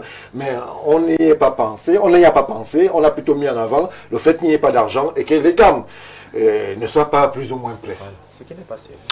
Bon, je crois que tout le monde, depuis le début de ce thème-là, a dit presque la même chose, à savoir que le RDPC est sorti largement affaibli à l'élection présidentielle. Mais victorieux aussi. Bon, ils ont gagné. Et les victoires qui ressemblent à des défaites. Donc, c'est ce que je dis. Affaibli ne veut pas dire peut-être qu'ils ont perdu. Mais ils ont été largement affaiblis et le résultat, chacun des Camerounais le connaît à son petit niveau. Donc il y a beaucoup de niveaux de résultats que chacun connaît. Donc pour dire que, qu'on proroge le mandat et qu'on ne le proroge pas comme certains l'ont dit, il ne sera pas facile pour le RDPC dans 1 an ou trop. Parce qu'il parlait de 6 mois ou 7 mois. Moi, je dis on parle de décembre. Oui. Moi, je dis même plus que de décembre. En 2027. Même en 2027, les Camerounais veulent le changement depuis au moins 2 ans aujourd'hui. Les Camerounais au RDPC même veulent le changement depuis plus de 3 ans, 4 ans aujourd'hui.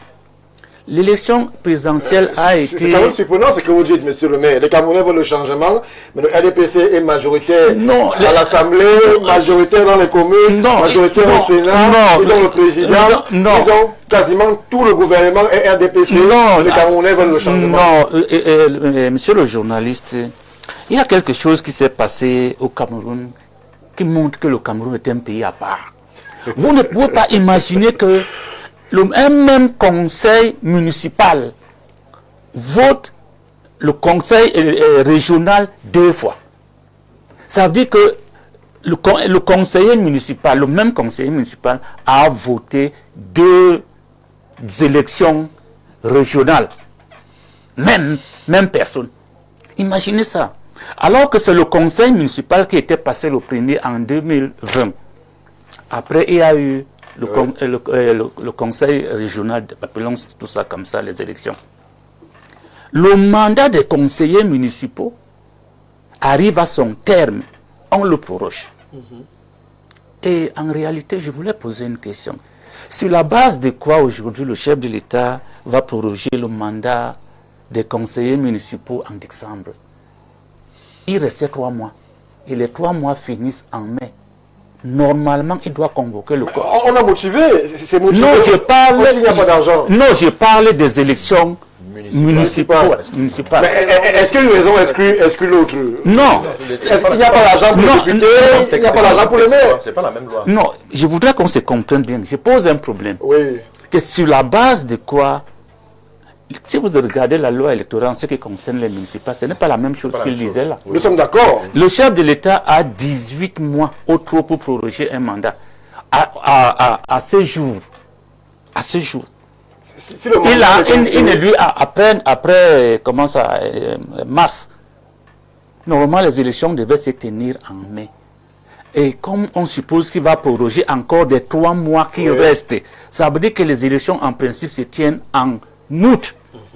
Sur la base de quoi aujourd'hui le chef de l'État va dépasser les 18 mois de prorogation de mandat suivant la loi? Est-ce qu'il peut avoir l'argent pour les maires? Non, laisse le problème. Il n'y a pas d'argent pour les maires. S'il te plaît. Il y a l'argent pour les maires, il n'y a pas d'argent pour les députés. Non, s'il te plaît. La situation est la même pour tout le monde. Non, s'il te plaît, monsieur le journaliste. Nous sommes là dans le domaine de la loi. Oui. Je parle pas. L'argent ne fait pas la loi n'est pas dans l'argent. Mais c'est la même loi qui donne le pouvoir aux chefs. Non, j'ai dit que sur la base de quoi, peut-être que je me trompe, j'ai dit que sur la base de quoi, 18 mois après de la possibilité de proroger un mandat des conseillers municipaux, le chef de l'État va encore le proroger jusqu'en décembre. Je ne m'adresse pas là à vous. Je m'adresse à eux, parce que c'est eux qui changent les textes. Mais à ce niveau, quand même, les documents sont là. Ça veut dire qu'en principe, les 3 mois qui restaient au président de la République pour proroger le mandat des conseillers municipaux, ça veut dire qu'ils conseillent le corps électoral au plus tard en mai. Oui. Et les élections sont en août. Tout à fait. Maintenant, s'il arrive qu'il renvoie ça en décembre, il va se baser sur quoi? C'est une question. Bon, c'est une question, et pour dire que, sauf que quel que soit le cas, il y aura changement au niveau des communes. Il y aura changement au niveau des députés. Vous semblez très sûr de vous. Non, je vous dis quelque chose, que le peuple a besoin du changement. Je n'ai pas dit les partis politiques de l'opposition. Je n'ai pas dit les partis politiques de l'opposition, mais j'ai dit le peuple. Le peuple intègre tous les Camerounais, quel que soit le parti dans lequel ils sont. Vous allez voir qu'à l'intérieur même du RDPC, il y aura également beaucoup de problèmes terribles dedans, parce qu'ils veulent aussi le changement. Et je vous dis donc qu'il y aura le changement lors des élections municipales et lors des élections législatives ici.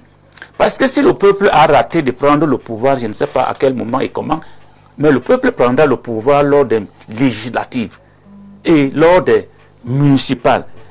Quand je parlais des législatives avant, parce que ce sera l'Assemblée, vous ne pourrez plus, ou les gens ne pourront plus bloquer les élections, ou bien parler des réserves comme quelqu'un, le maire, le palais.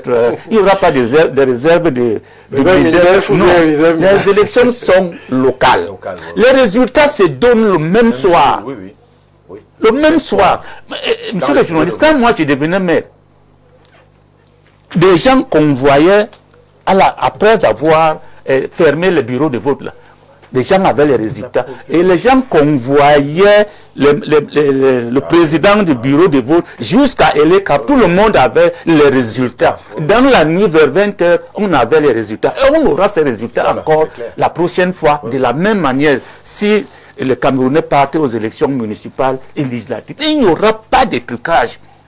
Et sinon, vous allez voir comment les Camerounais vont réagir à tous les niveaux. Déjà, ça va commencer par eux-mêmes là-bas, au moment de faire les propres listes. C'est là où vous verrez que les Camerounais, le peuple veut le changement. Je ne parle pas seulement des partis de l'opposition, je parle du peuple. Mais pourquoi? Le RDPC, les militants du RDPC aussi ont besoin de changer un peu. Pourquoi ils ne peuvent pas aussi arriver quelque part? Sauf que les mêmes gens sont là. Et au niveau du RDPC, les gens sont là depuis, et les autres membres du RDPC n'évoluent pas. Ils doivent aussi évoluer. Merci, monsieur le maire. Rebonsoir le panel. J'aimerais savoir si vraiment toutes les réformes institutionnelles ont contribué à améliorer le jeu politique des acteurs et le quotidien des Camerounais pour leur existence. Ou juste ce que nous apercevons, tout pour ceux qui sont aux affaires et rien pour les autres. Décidément, c'est monsieur Symphorien Bijima qui est connecté avec nous ce soir. Docteur Badjek, la prorogation, justement, quels enjeux, quel objectif, pour quels résultats? Monsieur le maire sur le plateau conteste même déjà l'initiative, l'idée même d'une prorogation pour les conseillers municipaux se référant à la loi pour les députés. C'est annoncé. Prorogé jusqu'en décembre. Jusqu'en décembre. Oui. Pour les députés, c'est quasiment c'est annoncé. Le projet de loi a été reçu dans le Conseil des présidents. Aujourd'hui, prorogé, oui. Pour quels enjeux, pour quel objectif? Est-ce que les motivations évoquées par le projet de loi vous semblent potables? Si j'emprunte l'expression de monsieur le maire Bidoum, est-ce qu'elle vous semble potable de façon à ce qu'on puisse véritablement s'appuyer sur celle-là pour garantir en décembre prochain des élections crédibles qui permettent à ce que le peuple s'exprime véritablement? Moi, je pense déjà qu'il y a un malaise qui est profond. C'est que la loi fondamentale ne s'adapte plus à la réalité sociopolitique du moment. Et qu'il faudrait être capable, être courageux de pouvoir la repenser. Et de la repenser pas pour se faire une maison autour de soi, mais la repenser pour le futur. Avoir une vision futuriste de ce que nous devons construire.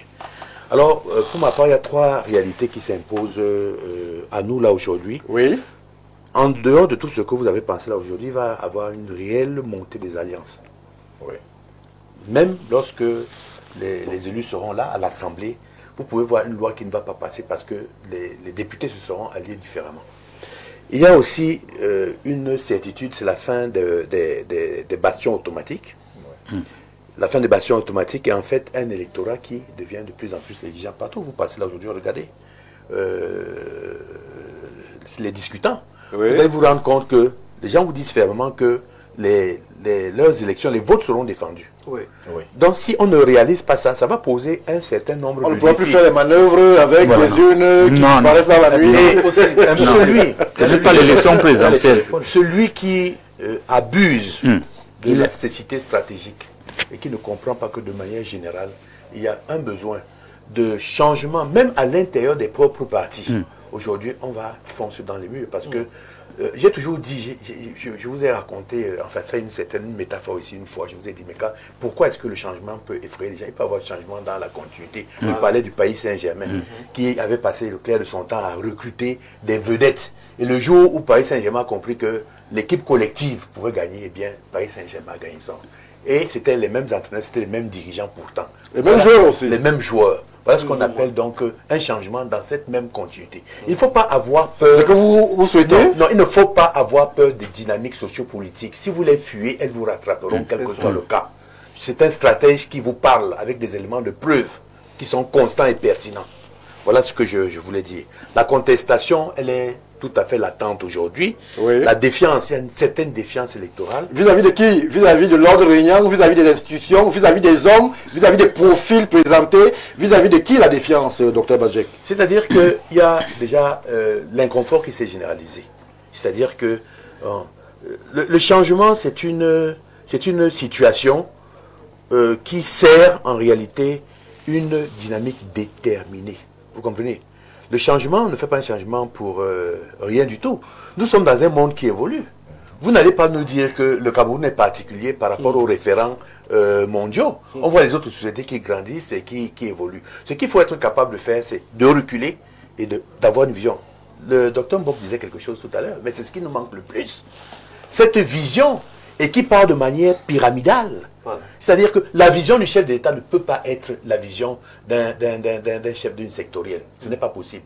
Il va prendre l'idée, n'est-ce pas, maîtresse du chef de l'État pour pouvoir la transformer au niveau de sa sectorielle. Exactement. Et à partir de ce moment-là, il crée donc son axiologie stratégique. C'est comme ça que ça fonctionne. Ouais. Vous allez voir que dans tout ce que nous faisons, c'est un peu de la bouillabaisse. La vision est là. Quelle stratégie j'utilise pour pouvoir arriver à l'effet final recherché? C'est ça la stratégie aujourd'hui. Donc, quand moi je regarde, le problème du stratège, c'est quoi? C'est de regarder de manière courageuse la vérité. Oui. Un stratège ne peut rien faire s'il ne fait pas un audit. Alors, au-delà du stratège, nous on parle de la prorogation qui est justement au centre de la problématique du stratège. La prorogation, vous avez des quels enjeux? Vous avez des effets majeurs. Vous n'allez pas pouvoir les court-circuiter. Déjà, vous voulez... Il est évident que peut-être qu'on va vers une reconfiguration administrative. Comment vous faites ça? Vous faites la reconfiguration administrative après ou avant, un recensement. On remonte, on descend, et après on fait la reconfiguration administrative, et il y a des départements qui n'ont pas de députés et tout. Moi je pense qu'il faut prendre du recul, et expliquer la situation, et voir ce qu'il y a à poser comme fait essentiel. Vous validez donc l'idée d'une prorogation? Moi, je pense qu'elle s'impose techniquement. Techniquement. Elle n'est pas. Moi, je ne pense pas que. Mais beaucoup pensent qu'il y a une manœuvre politique derrière. Non, mais vous savez, non, écoutez, hein, si aujourd'hui, il y a une prorogation, elle va servir autant mieux RDPC qu'aux autres partis d'opposition. D'accord. Les états-majors vont se reconstituer, vont se repenser. Il y aura des jeux d'alliance, il y aura. Est-ce que vous pensez, si le timing qui est annoncé ici est là respecté, c'est lui qui nous met le curseur vers décembre, que tous ces problèmes techniques que vous évoquez, on parle d'un redécoupage administratif qui devrait être un bon début, on parle d'un recensement. Est-ce que vous pensez que on peut justement franchir toutes ces étapes-là d'ici décembre, lorsqu'on connaît le fonctionnement au quotidien de notre pays, le Cameroun? Pour une fois, il va falloir que nous fassions preuve de célérité et de diligence, parce que ça, ce sont des conditions, comme on dit en latin, des conditions sine qua non. Oui. Voilà. Il faudrait qu'elles soient là, elles soient posées, parce que ça ne sert à rien d'aller vite si on construit sur du sable mouvant. Il faudrait faire des bonnes fondations. Cette bonne fondation passe par la refonte déjà, n'est-ce pas, du code électoral, passe par la reconsidération même de la loi fondamentale, passe par une reconsidération. Et ça, c'est une très bonne initiative. Connaître combien nous sommes aujourd'hui, ça a un impact au niveau des formations, ça a un impact combien de jeunes il y a, ça a un impact au niveau de l'économie, ça a un impact au niveau de l'investissement. Vous comprenez? Même au niveau de la répartition des députés dans moi je pense que ce sont dans les départements. Enfin, n'est-ce pas, voici des éléments intelligents sur lesquels nous devons nous attacher pour être capables de pouvoir créer le Cameroun avec ma formulation que j'aime bien appeler les RER. Hein. C'est pas le métro. Hein. Rêver, entreprendre et révolutionner. Merci.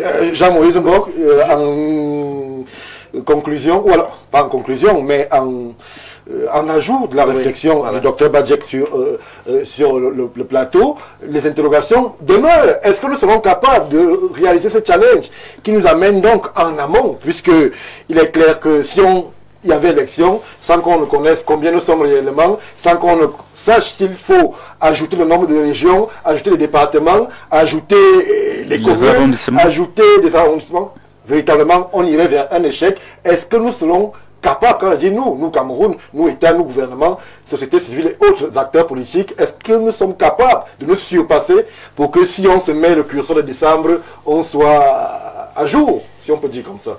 Je rentre dans la Constitution et dans son préambule. Allez-y. Et il est question ici, pour consolider la paix nationale et l'unité nationale, de s'adosser sur 3 piliers qu'ils ont qualifiés d'idéal. Fraternité, justice et progrès. C'est une opportunité quand elle est expliquée, quand elle est entendue et quand il y a une association qui est mise pour aller dans une dynamique. Ce que le colonel présente, c'est exactement une opportunité pour le Cameroun de se reconstruire de manière fraternelle. C'est-à-dire que là, je l'ai toujours dit, les 11 qui ont compétit, plus 1, doivent être associés à la réflexion. Ça montre au peuple qui a voté tel, qui a voté tel, qui a voté tel, que je suis intégrés dans la réflexion. Oui. Maintenant qu'on les a associés, c'est de manière fraternelle qu'on se dit, la fait ici, nous tous on voit que ça doit être amélioré. Là, dans un esprit fraternel, et là je rejoins bien monsieur le maire, on n'est plus une affaire de RDPC, machin. Mais est-ce que vous pensez que c'est possible que ceux qui sont au pouvoir vous appellent à diriger, à penser, alors qu'eux ils sont au pouvoir? Nous avons le rêve, mais non. Dans les stratèges que nous sommes, donnons un avis responsable. Et il faudra que, comme on a l'habitude de dire trivialement, que nous en bas on enlève les organes, que eux aussi en haut, qu'ils enlèvent les organes. Après 43 ans, ils ont bien vu le résultat qu'on a aujourd'hui, qu'ils aient un peu d'humilité pour associer de nouvelles intelligences. Et ils ont l'avantage d'avoir des génies comme nous connaissons Badjek, parce qu'il est là, qui a un construit qui est clair. C'est tellement évident que si tu ne comprends pas, c'est que toi tu as un autre problème. À ce niveau, il faudra donc associer ce type d'intelligence pour dire que voilà l'opportunité qui nous est donnée. Les 6 mois-ci, c'est pas seulement à l'avantage. On peut faire le recensement, on peut faire le découpage. Un ensemble de choses. Oui. Et à ce niveau, avec forme de système. Une fois que toutes les... Non, le système, naturellement, dès qu'on se concerte, le système meurt. C'est ça le sérieux de la chose. Le système établi, il meurt quand la concertation arrive, parce qu'une nouvelle approche est mise sur pied. C'est une opportunité qu'il faudra que le gouvernement saisisse. Je rappelle que c'est un des indicateurs qui montre le sérieux des discours présidentiels. S'il n'y a pas un élément comme celui-là, ça montre qu'il n'est pas sérieux dans ce qu'il déclare. Il faut qu'il y ait absolument une attitude fraternelle. Et dans cette attitude, on prend ces 6 mois comme une opportunité de reconstruire la loi fondamentale, la constitution, les éléments qui fâchent. Une fois qu'on a fait cela, deuxièmement, on a la vision. Donc dans les 6 mois, on construit un narratif qui amène les Camerounais lambda à comprendre qu'on est en train de travailler de manière collégiale pour le bien de la nation. Est-ce que le RDPC vous a dit qu'il veut travailler avec vous? Pour une fois, et je sors par là, pour une fois, il faudrait donc que le RDPC respecte lui-même. Sans même consulter le chef de l'État, c'est que M. Biya a dit. Souvenez-vous qu'il a dit qu'il aimerait qu'on retienne de lui, celui qui a apporté la démocratie. Démocratie, c'est dans le sens de la concertation, dans le sens de la recherche du bien-être des Camerounais, pas dans le sens de la souveraineté du contrôle absolu, mais la recherche du bien-être des Camerounais, la démocratie et le progrès. Parce que s'il n'y a pas de démocratie, selon M. Biya, il n'y a pas de progrès. Il faut qu'on se mette ensemble. Vous savez, la politique, c'est l'art de la ruse. Au Cameroun. Et c'est un art dans lequel... Précisez ça au Cameroun parce que... C'est un art dans lequel la sorcellerie, on veut justifier le président Biya excelle. Ne soyez pas naïfs. Vous êtes des intellectuels. Là, maintenant, là, des propositions de recensement, c'est l'intelligence mise au service du mal. On a eu 7 ans pour pouvoir le penser, pour pouvoir le réaliser. Mais il n'est pas trop tard. Ça ne peut pas se faire en 6 mois. Arrêtez de vendre des illusions. Pourquoi vous bloquez? En 6 mois, ce n'est pas possible. La loi permet de proroger encore pour 6 mois pour les députés. Ce n'est pas possible de penser quelque chose qu'on aurait pu penser il y a 10 ans et qu'on aurait pu progressivement mettre en place. De toutes les façons, moi je suis de ceux qui pensent que le RDPC, une fois de plus, réussit à bluffer. Mais ils ne vont pas réussir à bluffer encore sur le maire. Ils ne vont pas toujours réussir comme ça. Le combat qu'il y aura pour les prochaines consultations, ça va être... Le combat d'aujourd'hui n'est plus le même. Les choses ont changé. Le combat n'est plus le même, monsieur le maire. Les enjeux vont être la base changée, monsieur le maire. Même toi-même, la hiérarchie du RDPC. S'il vous plaît. Oui. Dans la réalité, la nouvelle configuration. Oui. Il voit toujours le RDPC tout puissant, extrêmement fort. Mais ce qui s'est passé en 2025 a démontré le contraire. Monsieur le maire, je voudrais dire que ce qui est clair et qui est partagé de tous, c'est que les Camerounais veulent le changement. Merci. Et le président Biya l'a bien compris. S'il n'avait pas compris ça avant les élections, les résultats des élections lui ont permis de comprendre que les Camerounais veulent le changement. Et ce changement passera, bien sûr, par les urnes. Je suis de ceux qui pensent que ça devrait passer par les urnes. C'est ce que nous disons tous. Pour arriver à ce résultat-là, il va falloir que le RDPC utilise tous les moyens qui peuvent permettre au RDPC de s'accrocher au moins à certains endroits. Je vais prendre des exemples. Très rapidement, Yaoundé 6, le président Biya a perdu à Yaoundé 6 en 2018. Il a encore perdu à Yaoundé 6 en 2025. Pourtant, le président Biya est quand même adulé des militants du RDPC. Ceux qui ont voté pour que le président Biya perde ne sont pas venus d'ailleurs. Ce sont les militants du RDPC épris de changement. Et je vois mal quelqu'un d'autre en train de gagner des élections à des endroits comme Yaoundé 6 où le président a platement perdu. Donc, du RDPC. il faut donc une reconstruction.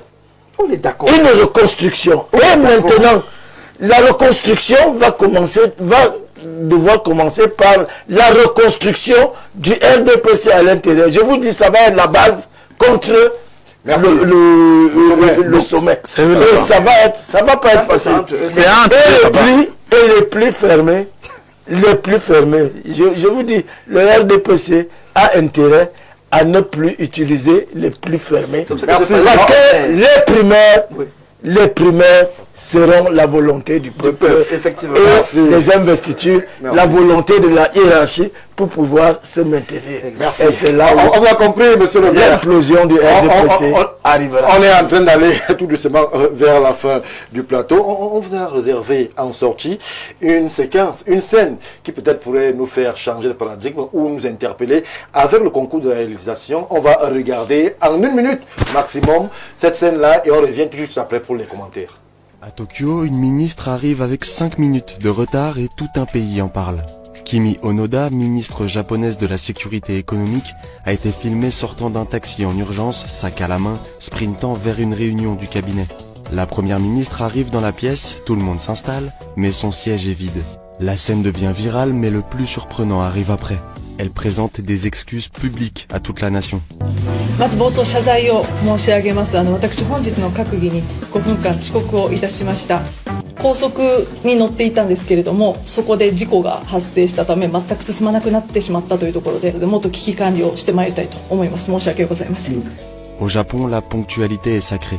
Arriver en retard est perçu comme un gros manque de respect. Sur Internet, beaucoup saluent un geste exemplaire et un vrai sens des responsabilités. Maître Jean-Guy Zogo, la ministre du Commerce japonaise, arrive en courant après 5 minutes de retard. C'est quelque chose qui, pour nous ici, c'est de l'extraordinaire. Bon, disons que c'est un problème de culture. Oui. C'est un problème de culture parce que nous, on a encore une administration coloniale, ou du moins qui fonctionne avec un logiciel colonial, puisque j'ai assisté à une cérémonie une fois, quelque part, je ne vais pas citer où. La personne qui devait venir présider la cérémonie a eu 3 heures de retard. Et on nous a fait comprendre que le chef n'est jamais en retard. Que c'est lorsqu'il arrive que l'heure de les choses... Donc c'est ce genre d'abrutissement collectif dont on a habitué les populations. Merci. Monsieur le maire, chez nous au Cameroun, on sait que le patron n'est jamais en retard. Au Japon, on voit la ministre courir pour 5 minutes et demander des excuses comme si elle avait commis une faute extraordinaire. À quand est-ce qu'on peut, nous, arriver à ce type, justement, de remise en cause des veilles de conscience? Non, disons que moi, je connais un peu le Japon, pour avoir été là-bas en formation. Et en rentrant, je suis revenu avec 3 notions. Et ce sont ces notions-là qui gouvernent tout ce que je fais depuis que je suis revenu, d'abord au Minipat, et puis à la mairie. Ordre. Discipline, respect. Voilà les termes qui fondent le développement de la plupart des pays asiatiques. Ordre, discipline, respect. Là-bas, c'est moi qui vous dis, là-bas, si vous êtes dans le train et que vous vous blessez un peu comme ça seulement là, on vient vous chercher, on vous amène à l'hôpital. Vous refusez, vous êtes surpris qu'on vienne vous tenir là. Là-bas, vous descendez d'un bus, on vous dit que le bus arrive ici, là, chez vous là. Le premier bus arrive, le bus de transport urbain là, oui, arrive exactement à la minute. Le premier arrive ici à 10 h, le deuxième à 10h05, le troisième, ça va arriver exactement à l'heure. Merci, docteur Badré. Exactement à l'heure. Vous qui avez voyagé par le monde, c'est vrai que ce type de scène peut nous surprendre. Moi, ça me surprend pas. Bien, le 237, c'est une forme de eux étaient les extraterrestres. Parce que cependant, il y a même su copier ce qui est bien ailleurs.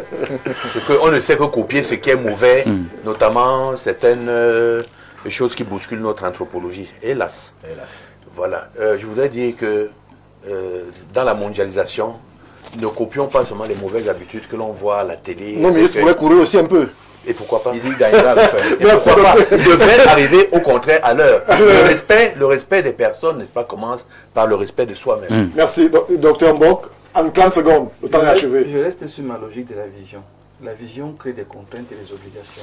Quand vous avez une vision, il y a une obligation de résultat, il y a une obligation de performance, d'exigence de qualité, et vous êtes donc obligé de tenir sur des petits détails. Et les gens le cours. Voilà, c'est des petits détails qui font la différence. Chez nous, là, il y a tellement de détails qui montrent que les gens ne sont pas sérieux.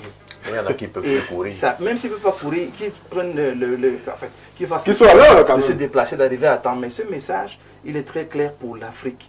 On n'a pas tout notre temps. Voilà. Et vos affaires du temps du président, non, il n'appartient pas à un président. Merci. Il appartient au peuple. Monsieur le maire, Bidou. Le temps. Est-ce que chez vous, à la commune, vous couriez comme ça? Oui. Non, j'ai passé fait le service militaire. Près de 2 décennies en Europe. Oui. Et j'ai appris là-bas que quand un train arrive avec 1 minute de retard, c'est un problème. Scandale. Il y a une information. Et les Anglais appellent ça la ponctualité, la politesse des nobles. Merci, on va retenir cela, la ponctualité, politesse des nobles. Une fois que je l'ai dit, je vous dis merci à tous ceux qui ont pris la peine de nous regarder ce soir sur cette dernière production du grand soir de la semaine. Info TV, ne bougez pas, tout de suite, dans une vingtaine de minutes, ce sont justement les informations en langue de Shakespeare. Le meilleur, l'essentiel de l'information sera aussi au rendez-vous. 20h, Théophile Vianney-Bia sera là pour le même exercice. 21h.